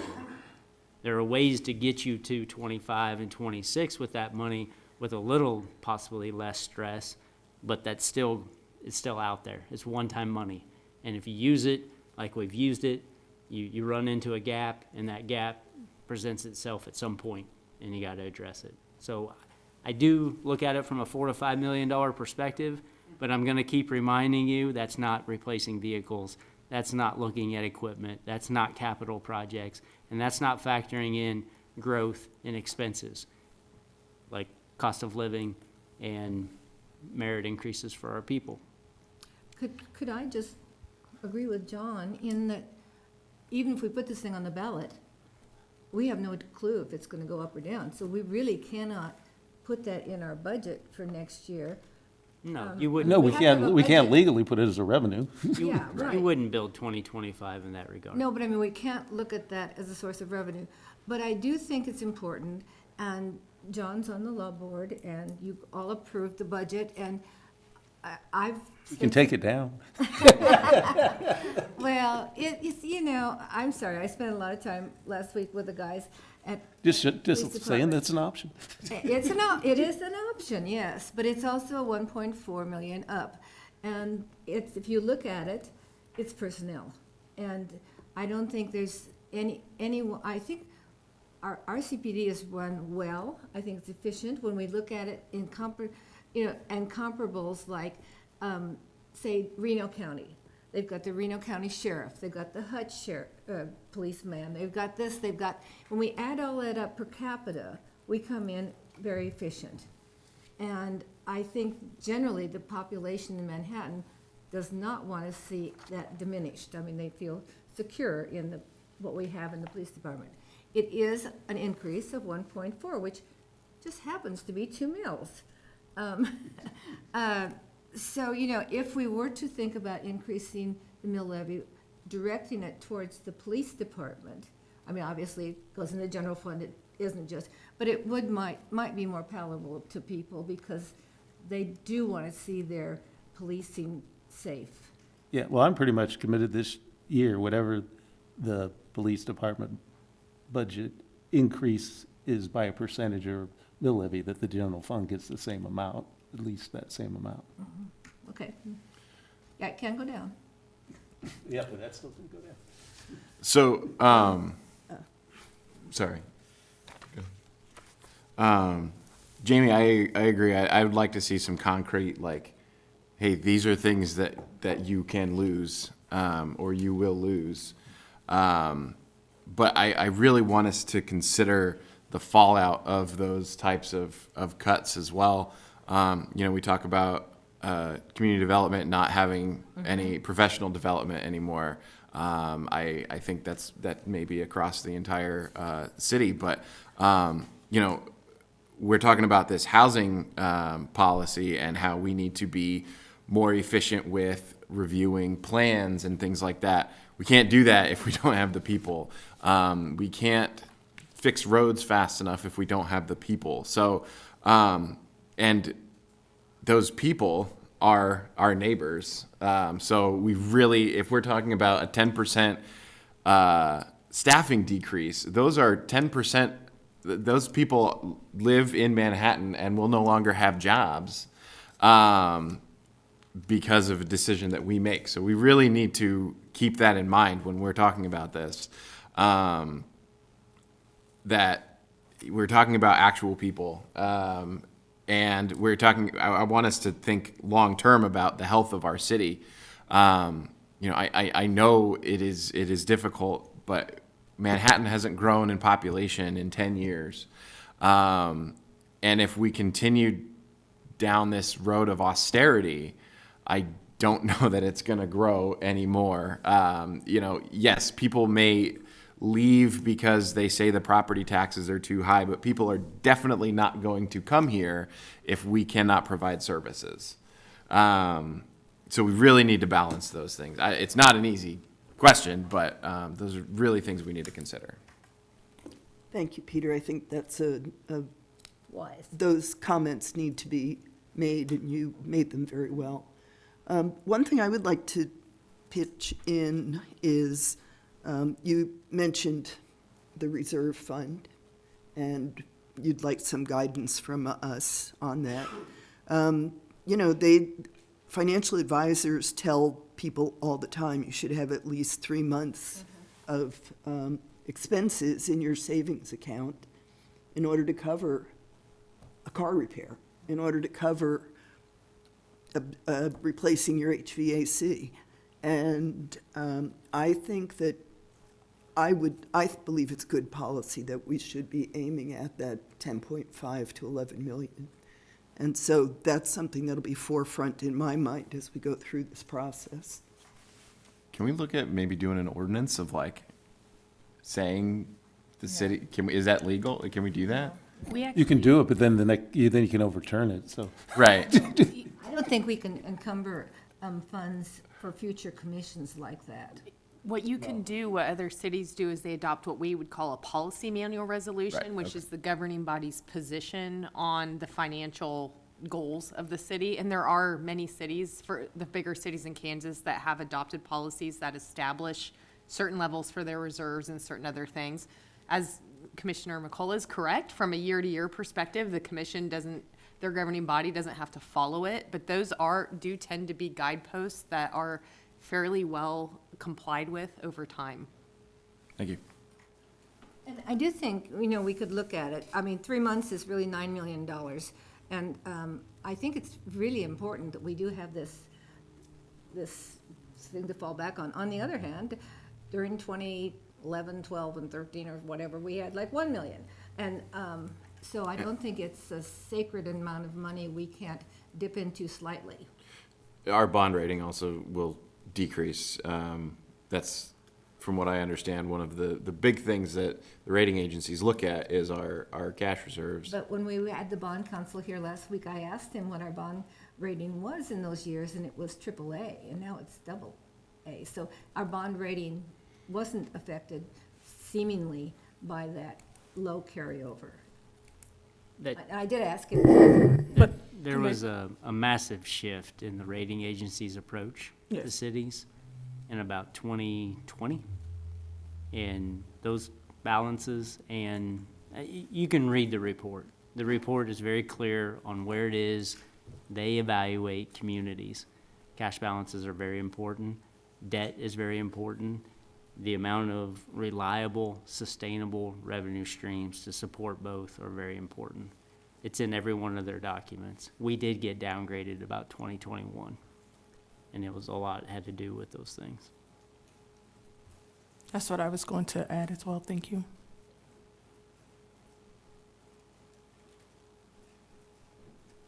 And Jason, did you need anything from us other than just guidance on that right now, on that? My goal tonight Sure. was make you very familiar that we have about a $4 to $5 million bogey in the event we're going to maintain the cash balance we have today and operate. And that's a difficult challenge. And like I said, we can kick this conversation a year. You can move federal money into the general fund, and we'll be right back in here in 2025. The reason I bring it up is because you can have some strategy and implement it, whether it's a question, whether it's a mill levy strategy, whether it's a fee strategy, or a reduction in services strategy. You can at least talk about those things this summer, and we can maintain where we're at. But you're not going to be able to do it next year. Right, so. You're going to run out of that. So we're targeting for June 25th to have more of a detailed conversation on all of those different strategies. Yeah, we'll present those as options, but we're going to look back into the departments and ask them to go down to 32, 33 million in expenditures versus the 36 projected for this year. Okay.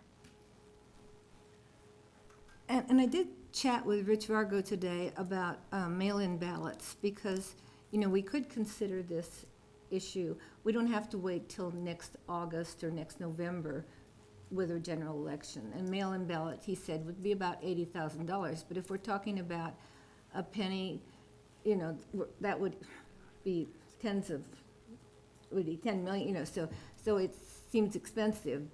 And he also said mail-in ballots are often, more people vote, which would be really good to have that. But I think we really need to clarify the questions before we do anything. And I'd hate to see us try and act too quickly and have it go down.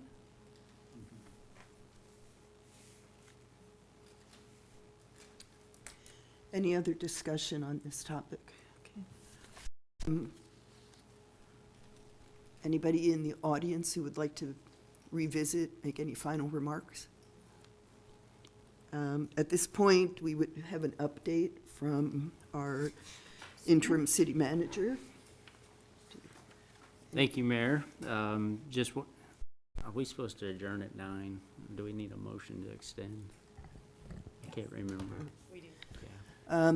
It's now 9:03, and work sessions are meant to conclude at 9 o'clock. Do we have a motion to continue for 10 minutes longer to hear Jason's remark? Jason? I'll move that we extend our work session for 10 minutes. Second? City staff, would you call the roll, please? Commissioner Opelt? Yes. Commissioner Motta? Yes. Commissioner Minton? Yes. Mayor Adamchak? Yes. Commissioner McCullough? Motion passes. Thank you, Mayor, Commissioners. Just wanted to bring to your attention some upcoming meetings and invitations. I think a lot of you are participating in these, but if you haven't responded, please do. Joint City County next Thursday. We're at the county, June 20th. Intergovernmental, Monday, June 24th. I've got Susan, Jamie, and myself going to that. It's at the Bluemont Room at K-State, I'm sorry, wait. City counties when? June 20th. But that's not. Yeah, it's not next Thursday. I caught Yeah, that it's in my a own week head. from Thursday. Yep, it's a week. Yeah, thank Yep, you. a week from this next I Thursday. lost the whole Sorry. week there. No, you're good. Monday, June 24th, Intergov. And then the MRC MAC combined luncheon is over at Fort Riley. And I do believe Jamie's going to that. Mayor, were you going as well? I planned to, but I withdrew. Okay, Had a conflict come up. no problem. Isn't it change of command for the general? It's the same night as our meeting next Tuesday, Oh, that's right. unfortunately. Yeah. Yep. I've Sorry. received like 6 invitations, and unfortunately, we can't go, so. But there are other opportunities to welcome the new leadership. Yeah, and we probably need to tell Jamie, because I haven't done it either. You have to get a pass for the fort. Oh, I figured that one out the hard way a Yeah. little bit. Got Yeah, lots of phone calls. takes some time. Peter, have you done it? No, I haven't. Oh, well, I went last week, and there was some confusion. They kept asking who was your sponsor, and it wasn't clear if it was the city of Manhattan that was sponsoring, or if they expected us to have a military contact, and so that required some clarification. Is it the city? No, it's Janet Nichols, I think. Who? The general? No, it's somebody there. Lauren has the information. Janet Nichols. Okay, Who used yeah. to be at the chamber, but now she's representing okay. us over at Fort Riley, so, yep. Yeah. Just a reminder, this is the venue for items and topics to come up where you'd like either future work sessions or topics to be researched by city staff. Looking for a consensus or a majority from you on those topics, so just another reminder. The Edge District is having a little ribbon cutting. It conflicts with city, county on June 20th.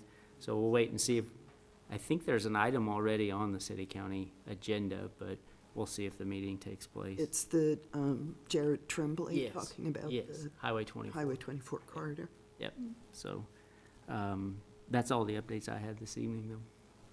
And I'm sorry, I missed the Adabus thing because for some reason I can't get into my Zoom mail at the moment.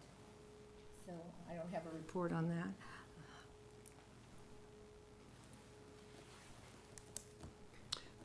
One thing I've neglected to mention at the beginning when we had our comments is that for those of you who read the Kansas Reflector, there is a 4-part story beginning today looking at source of income discrimination in housing. And it's a case study of Manhattan. And so I would just draw your attention to that. We had a constituent write to all of the commissioners about a month ago indicating that she was being asked to leave her residence, her rental residence, and she was not being successful in finding another Section 8 property. We looped Manhattan Housing Authority into that discussion, and a young man who is interning there this summer did some research looking at our local market, interviewing both renters and property owners. So I would suggest if any of you are following housing issues, you might want to check that out over the next several days. Yeah, one more thing on housing. I asked staff if they could look into the fact that several places in Johnson County, Prairie Village and Lenexa, are looking at ways to assist people to age in place with assistance on their property tax. And I have no clue what, this involves, but obvious, and it said several other places in Johnson County were looking at it. So I just thought we'd like to kind of know what was going on. Or whether, I'm not saying we should do it or anything. No, there's state talk around some of that Yeah. stuff. Yeah, they did. And so I just think we should know kind of what's out there. Yeah, we can put together a memo Thank you. if you're interested. Any other requests for Jason or other staff? All right, thank you for your patience. Is there a motion to adjourn? Move to adjourn the. Second. Yeah. Jared? Commissioner Motta, Yes. Commissioner Minton, Yes. Mayor Adamchak, Yes. Commissioner McCullough. Yes. Commissioner Opelt. Yes. Motion passed. Yeah, Rob, rules of order says you Thank you all for staying, and we appreciate your presentations tonight.